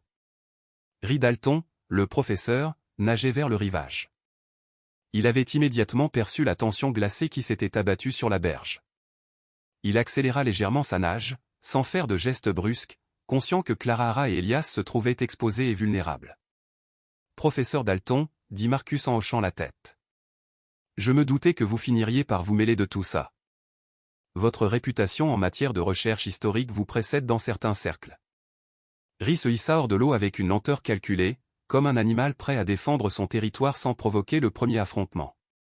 Marcus, répondit-il, imperturbable. Je me demandais quand vous en viendriez aux méthodes d'intimidation. Marcus esquissa un rire bref. Ce n'est pas de l'intimidation, Ri. C'est une affaire. Il sortit un dossier impeccable d'une sacoche en cuir et le tendit à Clara. Ces documents établissent clairement la revendication légale de ma famille sur tout métal précieux récupéré sur ce site. Morrison transportait de l'or appartenant au consortium minier créé par mon arrière-arrière-grand-père. Clara ouvrit le dossier. Les papiers à l'intérieur semblaient authentiques, contrat du XIe siècle, partenariat signé, sceaux officiels, signature au style ancien. Même si ces documents sont vrais, dit-elle, ce terrain m'appartient légalement. Ce qui y est enfoui m'appartient donc aussi. Marcus secoua la tête avec une lenteur théâtrale. Faux. Les droits de surface et les droits miniers sont deux choses différentes. Et les droits miniers y compris tout métal précieux déposé sur cette propriété appartiennent au Cromwell Mining Trust. Un silence tendu suivit. Elias, qui avait observé la scène avec l'attention concentrée des enfants habitués à ce que les décisions des adultes déterminent leur survie, fit alors un pas en avant. Sa voix claire fendit l'air comme une pierre jetée dans l'eau. Vous mentez. Marcus cligna des yeux, surpris qu'un enfant l'affronte aussi directement. Et qu'est-ce qui te fait dire ça, mon garçon? Elias leva le menton. Le fantôme d'oncle Jasper m'a dit que de mauvais hommes viendraient pour voler ce qui ne leur appartient pas. Il m'a dit que leur appartient à celui qui le trouve en premier. Et il m'a dit que les mauvais hommes l'ont tué parce qu'il refusait de révéler où il l'avait caché. Il fixa Marcus avec une détermination farouche, presque sauvage. C'est vous, le mauvais homme. Un silence lourd s'abattit sur la clairière. On n'entendait plus que le clapotis du lac. Puis un moteur se fit entendre. Une vieille voiture remontait la route de terre avec l'obstination d'un animal fatigué, mais déterminé. Martha Andry descendit de son véhicule avant même qu'il soit complètement arrêté, son sac à main battant contre sa hanche comme une arme de justice. Marcus Cromwell, lança-t-elle d'une voix coupante. Vous et vos gorilles allez quitter cette propriété immédiatement, ou j'appelle le shérif. Pour la première fois, Marcus perdit un instant de sa superbe. Martha, c'est une affaire privée. Vous n'avez aucune idée. Si. J'ai parfaitement idée. Elle se plaça aux côtés de Clara Hara, droite comme un chêne centenaire. Et je n'ai pas l'intention de vous laisser terroriser cette famille. Elle sortit une enveloppe de son sac. Jasper m'a donné ça 2 semaines avant sa mort. Il m'a dit que si quelque chose lui arrivait, je devais remettre ses documents à son héritière. Clara Hara ouvrit l'enveloppe. Ses doigts tremblaient légèrement. À l'intérieur se trouvait un testament, des documents légaux notariés, et un transfert officiel des droits miniers. Jasper avait expressément légué tous les droits miniers, ainsi que la propriété de toute découverte archéologique ou historique sur le terrain, à son héritière directe. Martha croisa les bras. Jasper connaissait votre famille, Marcus. Et il savait exactement jusqu'où vous seriez prêt à aller. Alors il s'est protégé et il a protégé les siens. L'expression de Marcus devint de glace. Il fit un signe brusque à ses hommes, et tous 3 retournèrent à leur véhicule. Ce n'est pas fini, Madame Miles. Nos droits remontent beaucoup plus loin que le testament d'un vieil original. Puis ils partirent dans un nuage de poussière. Mais ce départ avait le goût amer des menaces différées. Un danger invisible. Les jours qui suivirent furent lourds d'attente. 3 jours exactement après l'affrontement, Clara Hara remarqua une berline noire dans son rétroviseur alors qu'elle quittait la quincaillerie de Fairmont. La voiture restait à distance, mais ne disparaissait jamais. Elle testa sa théorie en empruntant un dédale de rue résidentielle, tournant inutilement, revenant sur ses pas. La berline suivait. Toujours. Plutôt que de rentrer chez elle là où Elias et Ri se trouvaient, elle se gara devant le poste de police. La berline passa lentement, et elle eut le temps d'apercevoir le conducteur, l'un des hommes de Marcus. À l'intérieur du commissariat, elle exposa tout au shérif Bradley, un homme solide à la patience usée par des décennies de querelles rurales. Il écouta, le visage impassible. Les Cromwell, oui, je les connais. Ils sont tenaces. Riches. Et habitués à obtenir ce qu'ils veulent. Ils restent généralement du bon côté de la loi, mais... Il marqua une pause. Disons qu'ils flirtent parfois dangereusement avec l'autre côté. Il promit d'augmenter les patrouilles, mais Clara Hara sut lire entre les lignes, la police ne pourrait pas protéger sa famille de tout. L'appel qui changea tout. Sur le chemin du retour, son téléphone sonna. Numéro inconnu. Madame Miles, dit la voix glacée de Marcus Cromwell. Je crois que notre rencontre d'hier a mal commencé. Comment avez-vous eu mon numéro? Petite ville, Madame Miles. Les gens parlent. Sa voix se voulait posée, presque bienveillante. J'aimerais vous proposer une rencontre. Sans avocat, sans associé. Je pense que nous pourrions trouver un terrain d'entente. Je ne suis intéressé par aucun accord. Vous devriez l'être. J'ai des informations sur la véritable propriété de cet or. Contre toute logique, elle resta en ligne. S'il mentait, elle le quitterait.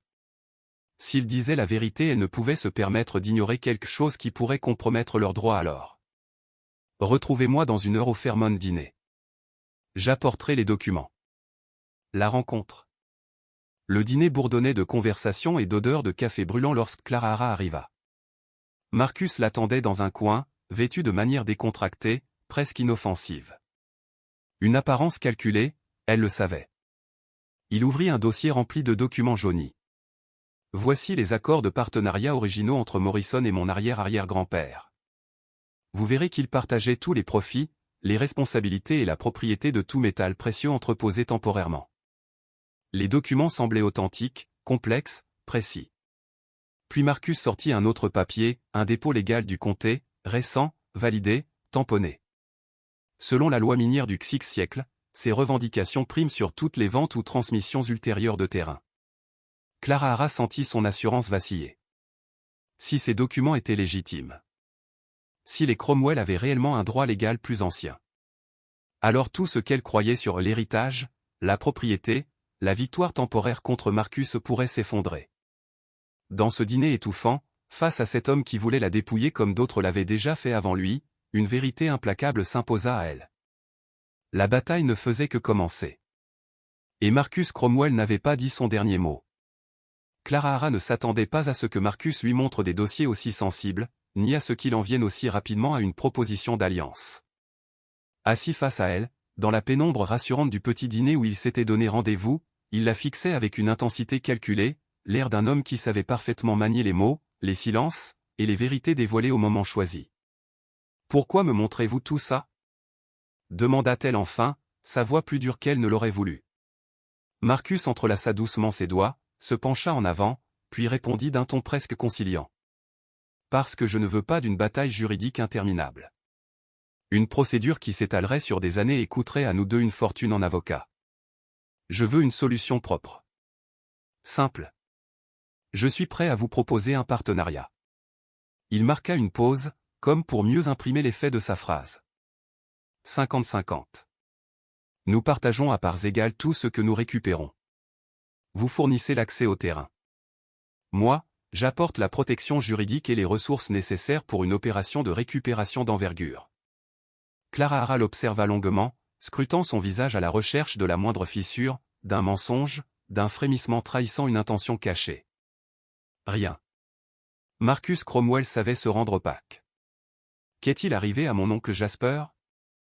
demanda-t-elle. Le sourire de Marcus s'effaça aussitôt. Son expression se fit grave, presque solennelle. Jasper était un homme obstiné. Trop pour son propre bien. Il refusait de coopérer, persuadé qu'il pouvait protéger l'emplacement du trésor et le récupérer seul. Ce n'était qu'une illusion.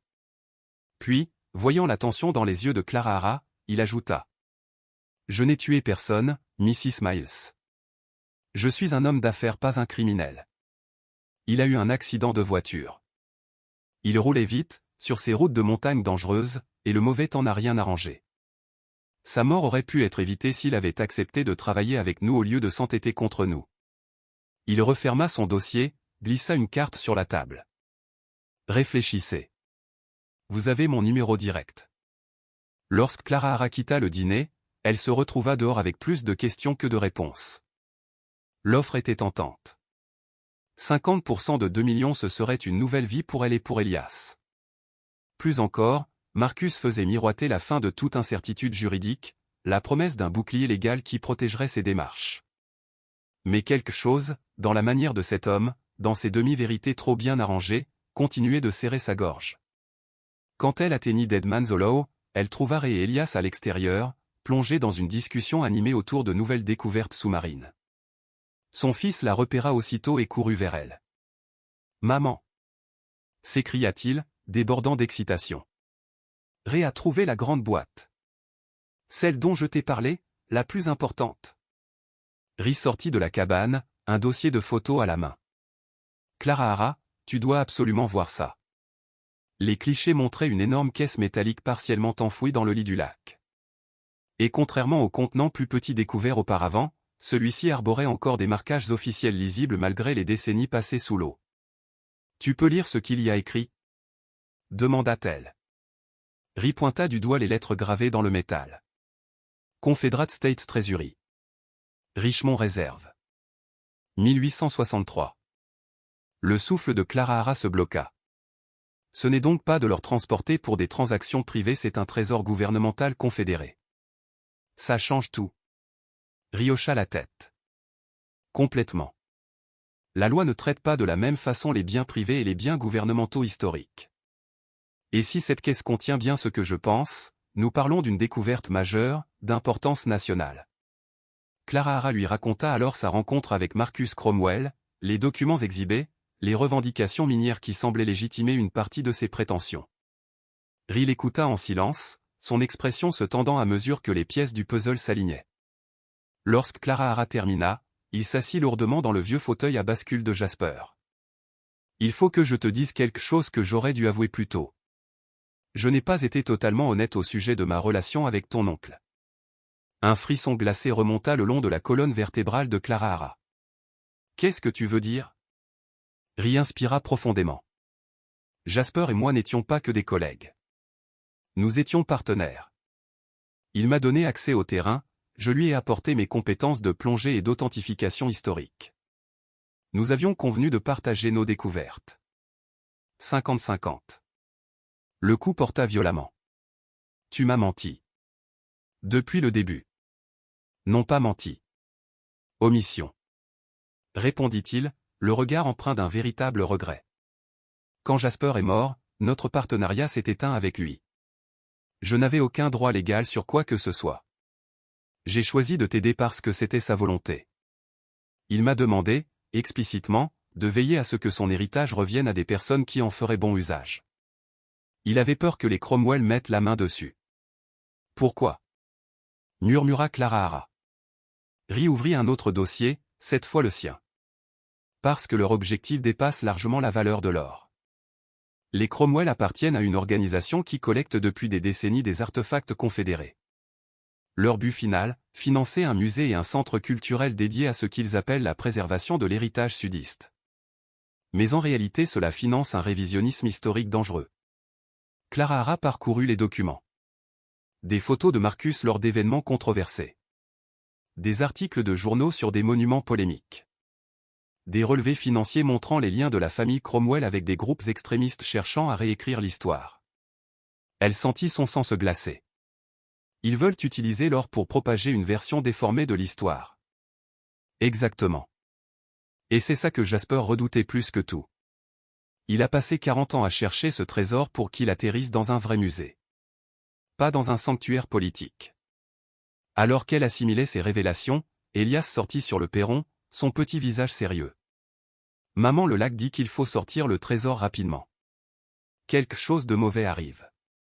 Clara Hara croisa le regard de son fils, puis celui de Ri, puis observa les photos du coffre immergé. Une décision s'imposait. Ri, combien de temps pour récupérer la grande caisse ? Avec le bon matériel 6 heures. Pas moins. Elle inspira profondément. Alors on le fait demain soir. Avant que Cromwell ne décide que les partenariats sont trop compliqués. Le soleil se couchait derrière la ligne sombre des montagnes lorsque Clara Hara s'installa sur le perron, regardant Elias lancer des cailloux dans l'eau sombre. Demain, tout changerait. Leur avenir s'améliorerait peut-être ou s'effondrerait complètement. Mais pour la première fois depuis l'héritage laissé par Jasper, elle avait la sensation étrange mais profonde qu'il ne s'agissait plus seulement d'argent. Il s'agissait de vérité. De mémoire. De justice. C'était le droit de décider comment l'histoire serait racontée et par qui. Cette nuit-là, elle étudia minutieusement l'équipement de plongée d'Uncle Jasper. Le matériel était plus ancien que celui de Ri, mais entretenu avec une attention presque obsessionnelle. Chaque valve, chaque sangle, chaque vis témoignait du sérieux de Jasper et des dangers du lac. L'eau glaciale, la visibilité réduite, les fonds instables, autant d'obstacles qui avaient fait échouer les précédents chasseurs. « Tu es sûr de vouloir descendre ?» demanda Ri alors qu'elle testait le masque dans l'eau peu profonde. « Je peux m'en occuper seul. »« Non. 2 plongeurs, c'est plus rapide. Plus sûr.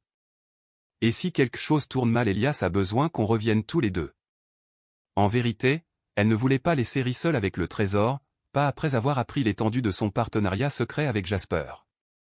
Elle devait être présente. Impliquée. Responsable. Elias, quant à lui, s'était autoproclamé coordinateur de mission. Il avait passé la matinée à dessiner des cartes détaillées du fond du lac, basées sur ce qu'il ressentait. Ses intuitions s'étaient révélées d'une précision étonnante. La grande boîte est ici, expliqua-t-il en pointant son dessin. Et il y a d'autres choses autour. Comme si tout avait été caché en même temps. Ri compara la carte au relevé de ses propres plongées. Ce gamin c'est un prodige. Mais la planification fut brusquement interrompue par un appel de Martha Andry, la bibliothécaire. Clara Marcus Cromwell est passé à la bibliothèque ce matin. Avec 2 hommes que je n'avais jamais vus. Ils fouillaient les archives du comté et posaient des questions sur les permis de plongée, sur les lois de récupération sous-marine. Quel genre de questions?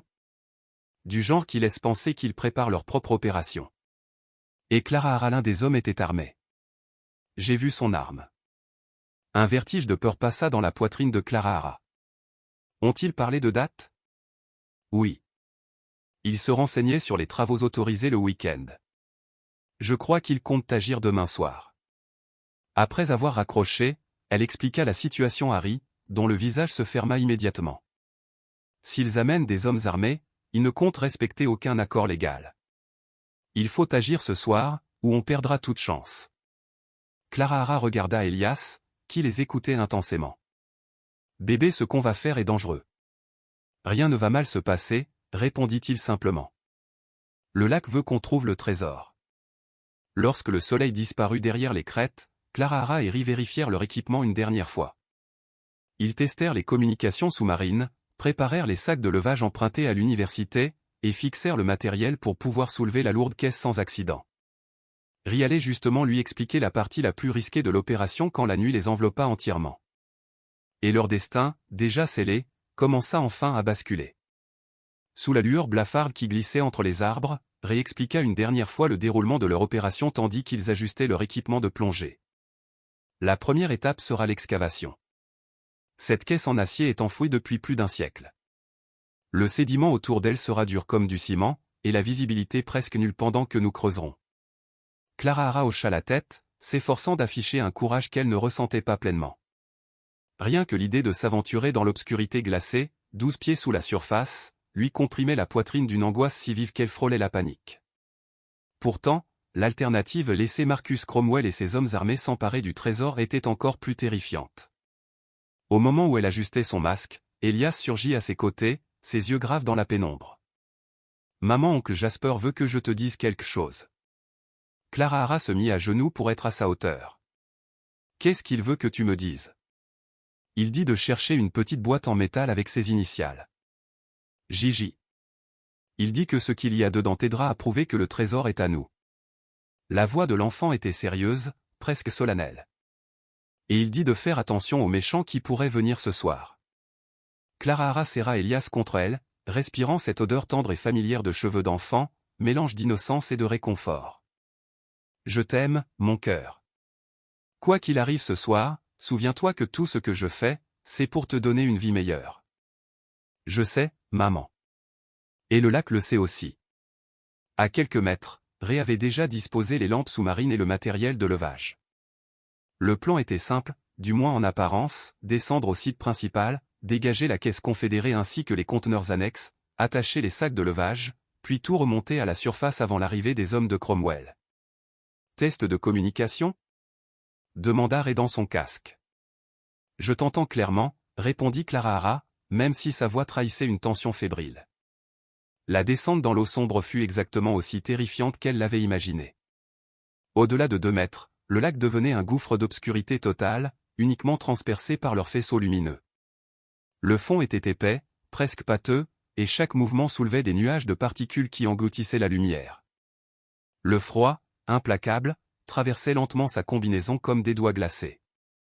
Pourtant, quand ils atteignirent finalement le site, une transformation s'opéra en elle. La peur céda la place à une détermination claire, presque féroce. Là, exactement comme Elias l'avait annoncé, reposait la caisse confédérée massive, partiellement enterrée, mais indubitablement là. Autour d'elle, d'autres petits coffrets correspondaient aux descriptions des registres de transport de Morrison. Début de l'excavation du principal objectif, annonça Ray par le communicateur.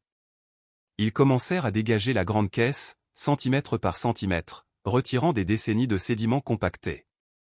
Le travail était épuisant, la visibilité toujours plus réduite, et la moindre erreur pouvait endommager les artefacts historiques qui dormaient là depuis 1883. 20 minutes plus tard, un éclat métallique attira l'attention de Clara Hara. À moitié enfouie à côté de la caisse principale se trouvait une petite boîte en métal portant les initiales JG. Exactement ce que son fils lui avait décrit. Ray. J'ai trouvé quelque chose. Elle dégagea soigneusement la boîte, l'ouvrit et découvrit, protégée par des tissus huilés, des documents qui n'avaient rien d'historique. C'étaient des dossiers légaux récents. Sous la lumière diffuse de sa lampe, elle eut une déclaration notariée qui fit battre son cœur plus vite. Uncle Jasper avait passé les derniers mois de sa vie à constituer un trust irrévocable destiné à protéger tout trésor découvert sur sa propriété contre les revendications concurrentes. Le document excluait explicitement toute personne ou organisation ayant l'intention d'utiliser des artefacts confédérés pour promouvoir des récits politiques ou historiques visant à diviser. Marcus Cromwell et sa Southern Heritage Foundation étaient légalement exclus de toute prétention. Clara Hara, on a dégagé la caisse principale, prévint Ray. Mais il faut faire vite. Je vois des lumières sur la rive. Clara Hara leva les yeux vers la surface. À travers l'eau agitée, elle aperçut des faisceaux lumineux se déplacer entre les arbres près de la cabane. Les hommes de Cromwell étaient arrivés plus tôt que prévu. Combien ? demanda-t-elle, tentant de garder une voix stable. Au moins 4. Peut-être plus. Ils installent du matériel au bord du lac. Elle referma soigneusement les documents de Jasper, attacha la boîte à sa ceinture, puis se joignit à Ray pour positionner les sacs de levage autour de la caisse confédérée. Les poches d'air mettraient plusieurs minutes à soulever la lourde structure des minutes qu'ils n'avaient probablement plus. À mon signal. 3, 2, 1. Les sacs se gonflèrent brusquement, et la caisse commença à s'élever lentement. Mais le mouvement souleva un épais nuage de sédiments, plongeant tout le site dans un brouillard opaque. Soudain, la voix d'Elias traversa le système audio depuis la cabane. Maman, il y a des hommes avec des lampes au bord de l'eau. Et ils ont des armes. Un frisson glacial descendit le long de la colonne vertébrale de Clara Hara. Il n'aurait jamais le temps de ramener la caisse sur la rive. Ray, il faut remonter mais pas du côté principal.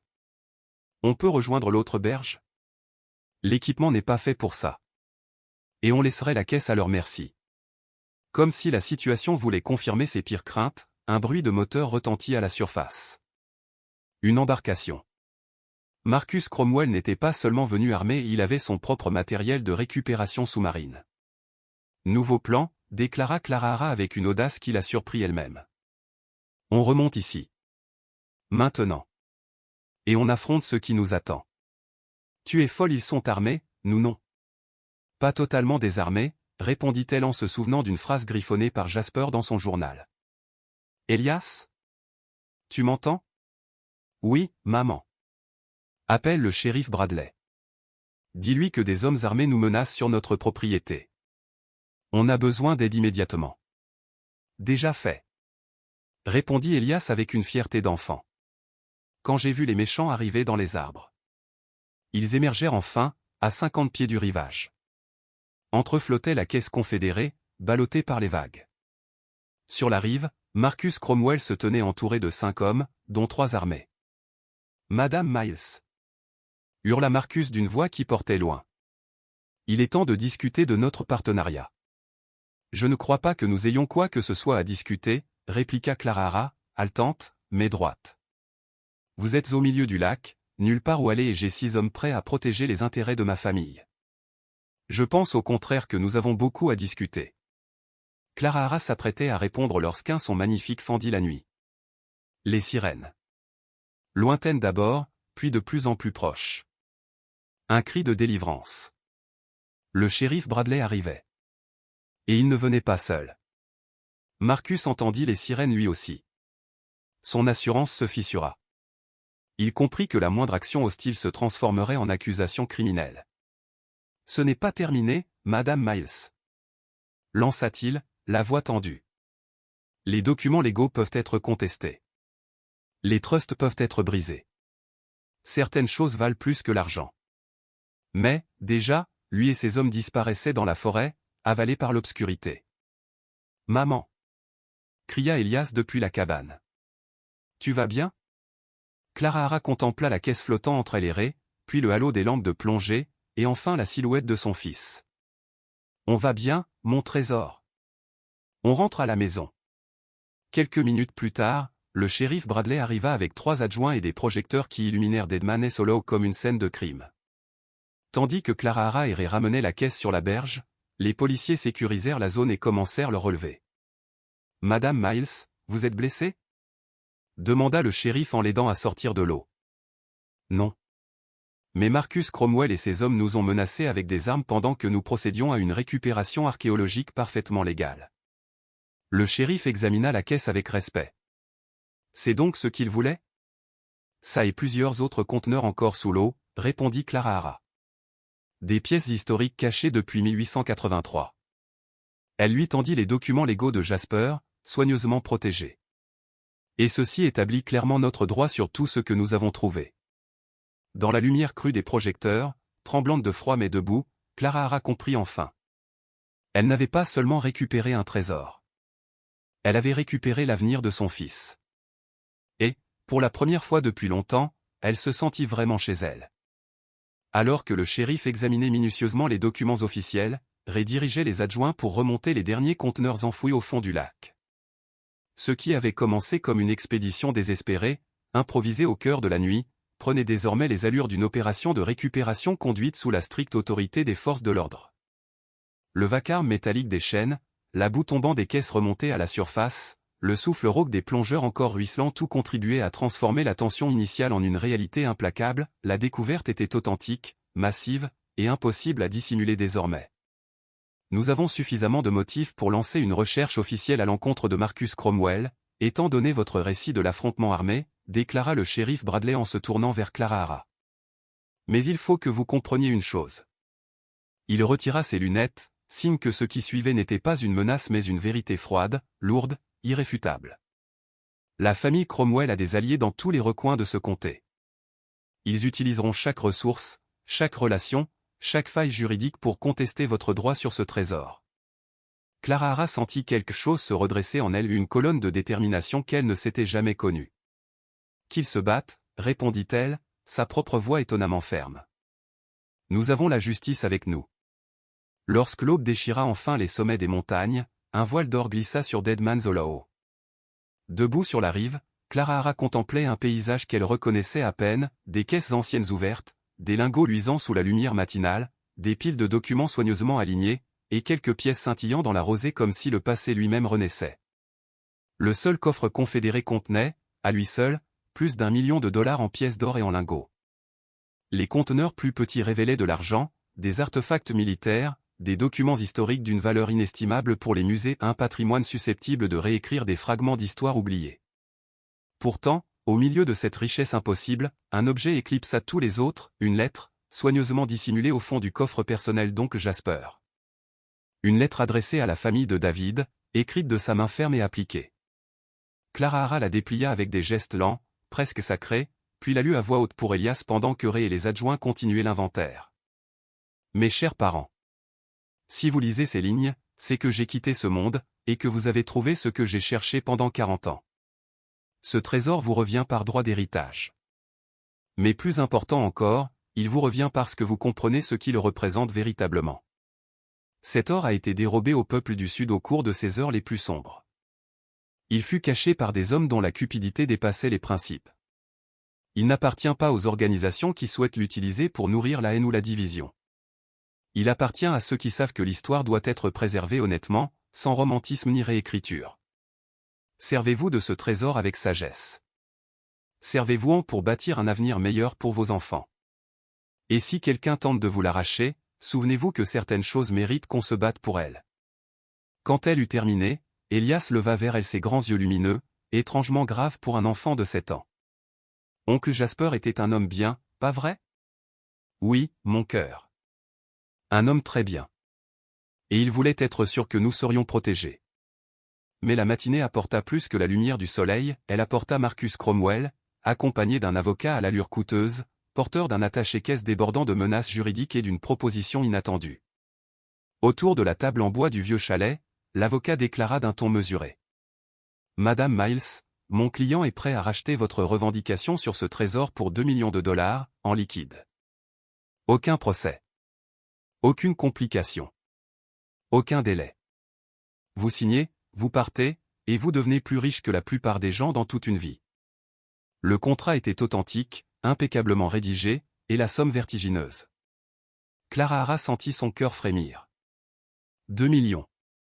L'assurance d'un avenir sans peur, un vrai foyer pour Elias, des études payées, la fin de toutes les privations. Mais elle posa la seule question qui comptait vraiment. Et que deviendra le trésor si j'accepte?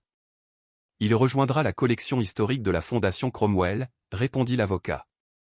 Il sera conservé et exposé adéquatement. Exposé comment? Et où? Un bref regard s'échangea entre Marcus et son avocat avant que celui-ci ne poursuive, trop confiant, trop assuré. Dans une exposition consacrée au patrimoine du Sud, centrée sur l'impact économique de l'agression nordiste après la reconstruction. Et là, tout devint limpide. Il voulait en faire une arme politique. Un outil de propagande pour repeindre la guerre de sécession comme une oppression du Nord, effaçant l'esclavage, détournant l'histoire vers une version mensongère. J'ai besoin de temps pour réfléchir, dit simplement Clara Hara. Bien sûr. Mais sachez que cette offre est limitée dans le temps. Et si vous choisissez d'entamer un procès, les coûts pourraient engloutir vos bénéfices. Après leur départ, Clara Hara rejoignit Elias erré sur la véranda. Le soleil scintillait sur les eaux du lac comme si le monde hésitait encore entre la paix et la tempête. 2 millions mais au prix d'une trahison envers oncle Jasper, et envers la vérité historique. Qu'en penses-tu, mon cœur? Demanda-t-elle doucement. Devrait-on prendre leur argent? Elias resta silencieux longtemps, réfléchissant avec ce sérieux qui lui était propre. Le fantôme d'oncle Jasper dit que le trésor est à nous, répondit-il enfin. Donc c'est nous qui décidons, pas les méchants. Clara Hara le serra contre elle, et dans ce geste, sa décision naquit, entière, irrévocable. Tu as raison, mon chéri. C'est à nous de choisir. Ce refus déclencha une guerre juridique qui s'étendit sur 3 mois. Lente, exténuante, implacable. La Fondation Cromwell lança injonctions, contestations historiques, litiges sur les droits miniers attaquant chaque détail de la revendication de Clara Hara. Les journées passées en réunions d'avocats, en dépositions interminables, en trajets épuisants vers le tribunal. Mais cette fois, elle n'était pas seule. Oncle Jasper avait tout prévu. Son travail méticuleux formait une chaîne de preuves solides, presque impossible à fissurer. Et Ray Dalton n'était plus seulement un allié universitaire, ses contacts ouvrirent les portes d'avocats spécialisés dans la récupération archéologique. Ses relevés, ses photographies, et son journal de terrain constituèrent une documentation que les musées considéraient comme exemplaire. La clé de notre position, expliqua l'avocat de Clara Hara, c'est que nous pouvons prouver une chaîne de possession ininterrompue depuis 1883. Les recherches de votre oncle établissent clairement votre droit, au-delà du moindre doute raisonnable. Puis vint l'aide inattendue de Martha Hendry, la bibliothécaire du comté, gardienne silencieuse de décennies d'archives. Lorsque les Cromwell tentèrent d'établir que leur ancêtre était associé à Morrison au moment où l'or avait été caché, Martha produisit des documents irréfutables, la dissolution du partenariat, actée 6 mois avant la dissimulation du trésor. Voici l'acte de vente original, dûment notarié et enregistré en 1883, déclara-t-elle lors de l'audience préliminaire. Mais malgré ces victoires, la pression éreinta la famille. Les nuits sans sommeil, les factures juridiques, les journées où Elias demandait. « Maman, pourquoi les méchants ne peuvent-ils pas juste nous laisser tranquilles ?» Et un soir, alors qu'elle relisait encore des documents au coin de la table, une idée inattendue germa en elle. « Elias, que dirais-tu si on donnait une partie du trésor à un musée? Pas aux méchants. À des gens qui en prendraient vraiment soin. » L'enfant fronça les sourcils. « Et on aurait quand même assez pour une maison? Et pour l'école? Trésor ou pas, tu manqueras de rien. » Il réfléchit encore, puis hocha lentement la tête. « Je crois qu'oncle Jasper aimerait ça. Il voulait que les vieux objets soient dans un endroit où les gens pourraient apprendre. » La donation de la moitié du trésor au Smithsonian bouleversa complètement l'affaire. Clara Hara ne devint plus la viagère d'une fortune, mais la protectrice d'un héritage historique. Le musée rejoignit la bataille juridique, mobilisant avocats, historiens et archivistes. La presse nationale s'intéressa à l'affaire, révélant les motivations idéologiques douteuses de la Fondation Cromwell. La dernière confrontation eut lieu lors d'une audience extrêmement médiatisée. Marcus Cromwell prit la barre des témoins, tentant de défendre l'idée que sa famille avait un droit patrimonial sur l'or. Mais son témoignage s'effondra lorsque l'avocat de Clara Hara révéla les liens de sa fondation avec des groupes révisionnistes confédérés. « Monsieur Cromwell, demanda l'avocat, est-il exact que votre fondation finance des monuments qualifiant les personnes réduites en esclavage de simples travailleurs, et désignant la guerre civile comme une guerre d'agression nordiste ?» Marcus se redressa, sûr de lui, croyant défendre une vérité. « Notre fondation soutient l'exactitude historique, y compris l'idée que l'esclavage fut bénéfique aux Afro-Américains et que la Confédération a combattu pour les droits des États plutôt que pour préserver l'esclavage. » Un silence glacé envahit la salle. Ce jour-là, l'histoire parla pour elle-même. Et Clara Hara comprit que certains trésors valent plus que leur poids en or, ils valent justice. Ils valent vérité. Ils valent qu'on se batte pour eux envers et contre tout. La réponse de Marcus fut fuyante, presque vacillante, et chacun dans la salle comprit qu'il avait perdu bien plus qu'un débat juridique, il avait perdu la confiance du public. Lorsqu'il quitta la barre, un silence lourd tomba, comme si la pièce elle-même reconnaissait la fin d'un chapitre. Clara Hara observa son visage fermé, ses gestes raides. Les fondations de son récit s'étaient effondrées. La juge Catherine Morrison, sans aucun lien familial avec le Morrison historique qui avait orchestré la dissimulation du trésor, prit alors la parole. Sa voix, calme et assurée, portait l'autorité de ceux qui savent qu'une décision peut résonner bien au-delà du présent. Elle inspira profondément avant d'annoncer son verdict. Cette cour reconnaît que les artefacts découverts sur la propriété appartiennent légalement à Madame Clara Hara Miles, héritière du terrain sur lequel ils ont été trouvés. De plus, la cour tient à saluer la décision de Madame Miles de faire don d'une partie importante du trésor à la Smithsonian Institution, afin que ces pièces historiques puissent être préservées et exposées à des fins éducatives. Elle marqua une pause, puis balaya la salle du regard à journalistes, historiens, citoyens curieux. Que cette affaire serve d'exemple. Notre histoire ne doit pas être utilisée comme un instrument politique, mais comme un héritage commun à tous les Américains qui cherchent à comprendre honnêtement et complètement leur passé. Lorsque Clara Hara sortit du tribunal, Elias tenant sa main et Ray marchant à leur côté, elle sentit enfin la lourdeur qui pesait sur sa poitrine depuis leur arrivée à Deadman's Hollow se dissiper, comme une brume qui se retire devant la lumière. C'était terminé. Le trésor était légalement à eux. Les revendications agressives de la fondation Cromwell avaient été rejetées, et déjà la moitié de leur récupéré filait vers Washington, où il serait étudié puis exposé à des millions de visiteurs. « Maman ?» demanda Elias en montant dans la voiture. Le fantôme d'oncle Jasper dit merci. Clara Hara éclata d'un rire ému et serra la main de son fils. Alors dis-lui qu'il est le bienvenu. 6 mois après le jugement, Clara Hara se tenait sur le nouveau ponton qui dominait Deadman's Hollow. Le paysage semblait transformé par la lumière du matin, le lac scintillait comme un miroir, les arbres formaient une couronne de velours vert, et le vent portait une sérénité qu'elle n'aurait jamais imaginé trouver ici. Le lieu qui autrefois lui avait paru lugubre et accablant était devenu le cœur d'une maison magnifique et élégante sans ostentation, chaleureuse sans excès. Le trésor avait changé leur vie, mais pas seulement matériellement. Il avait offert à Clara Hara ce qu'elle croyait perdu à jamais, un sentiment de sécurité stable, une possibilité de bâtir un avenir plutôt que de survivre d'un jour à l'autre. Elias, lui, avait fleuri dans ce nouvel environnement. Il grandissait entouré d'espace, d'histoire, de nature et d'un héritage qui l'invitait à comprendre le passé pour construire le futur.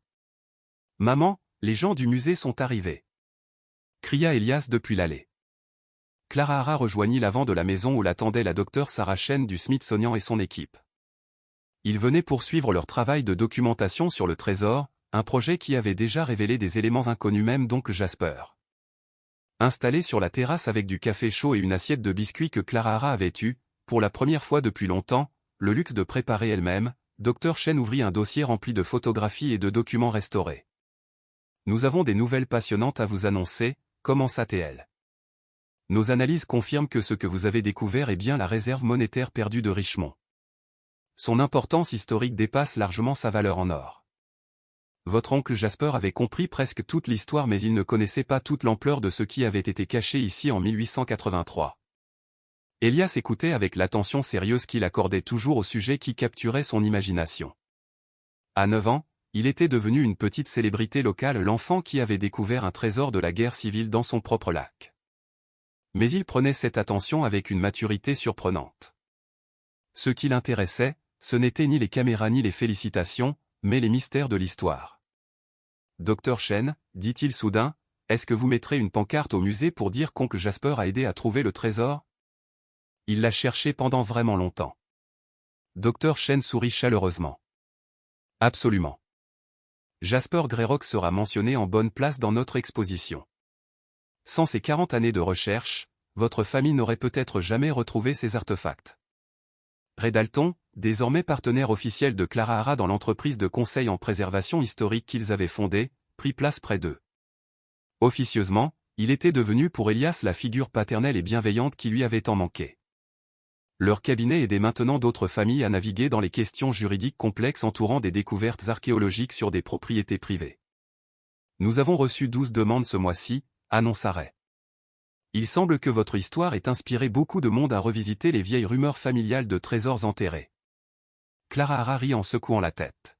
« Espérons qu'ils seront mieux préparés que nous ne l'étions. » Mais leur succès avait attiré une attention bien plus large, 3 sociétés de production voulaient adapter leur histoire au cinéma, 2 éditeurs se disputaient les droits pour un livre, et une chaîne de télévision avait déjà diffusé un documentaire qui, bien que populaire, mettait un peu trop l'accent sur les confrontations dramatiques à son goût. Cependant, cette visibilité avait aussi permis à Clara Hara de créer une fondation dédiée à la préservation historique et notamment aux récits marginalisés ou oubliés de la guerre de sécession. Il y avait une douce ironie à utiliser leurs confédérés pour préserver l'histoire des personnes qui avaient souffert sous ce même système. « Maman, je peux montrer à Dr. Chen les nouvelles choses que j'ai trouvées ?» demanda Elias. Depuis plusieurs mois, l'intuition presque mystérieuse qu'Elias entretenait avec le lac avait conduit à des découvertes supplémentaires, objets dispersés, outils, fragments de documents rien d'aussi spectaculaires que la cache principale, mais des pièces qui complétaient l'histoire. Les chercheurs du Smithsonian avaient même commencé à rédiger des articles sur le rôle de l'intuition dans les découvertes archéologiques, en utilisant le cas d'Elias comme étude principale. Elias a identifié 3 nouveaux sites potentiels, expliqua Dr. Chen alors qu'il descendait vers la rive. Nous prévoyons une excavation complète l'été prochain. Avec un peu de chance, nous pourrons reconstituer toute l'opération de dissimulation menée en 1883. Clara Hara observa son fils s'avancer dans l'eau peu profonde, confiant comme un enfant qui n'a jamais appris à craindre ce lieu qui avait pourtant failli les détruire. Deadman Hollow n'était plus un endroit de peur, mais un sanctuaire. Leur maison. Leur avenir. Un lieu de guérison. Clara Hara ressentit alors une sensation inattendue, la même poussée d'espoir qui, autrefois, avait guidé Elias lorsqu'il avait senti que le lac lui parlait. Mais désormais cet espoir n'était plus un acte désespéré, c'était une réalité bâtie, solide, presque sacrée. Martha Andry, la bibliothécaire, était devenue une amie proche, apportant régulièrement de nouveaux documents historiques qui enrichissaient leur compréhension du passé local. Le shérif Bradley passait une fois par mois pour vérifier leur sécurité et les informer des dernières tentatives d'appel de Marcus Cromwell, toutes vouées à l'échec. Avant de partir, Dr. Chen s'approcha de Clara Hara. « Sachez que votre décision de partager la moitié du trésor avec le musée a eu un impact immense. L'exposition que nous préparons changera la manière dont des millions de visiteurs comprendront cette période de l'histoire. Votre geste fait la différence. » Ce soir-là, assise dans le fauteuil à bascule d'oncle Jasper, Clara Hara regarda Elias jeter des cailloux qui ricochaient sur l'eau assombrie par le crépuscule. L'enfant qui avait trouvé un trésor était devenu un garçon solide, confiant, qui comprenait que certaines découvertes avaient bien plus de valeur que l'or. « Maman ?» dit Elias en venant s'installer sur ses genoux. Le fantôme d'oncle Jasper dit qu'il est fier de ce qu'on a fait de son trésor. Clara Hara l'enlaça et regarda le miroir noir du lac. « Alors dis-lui que nous sommes fiers de lui aussi. Et dis-lui merci de nous avoir ramenés à la maison. » Le lac reflétait les étoiles naissantes, gardien silencieux de secrets anciens qui continuaient à se dévoiler à ceux qui savaient écouter. Mais pour Clara Hara et Elias, l'essentiel était déjà là, ils avaient trouvé leur place dans le monde.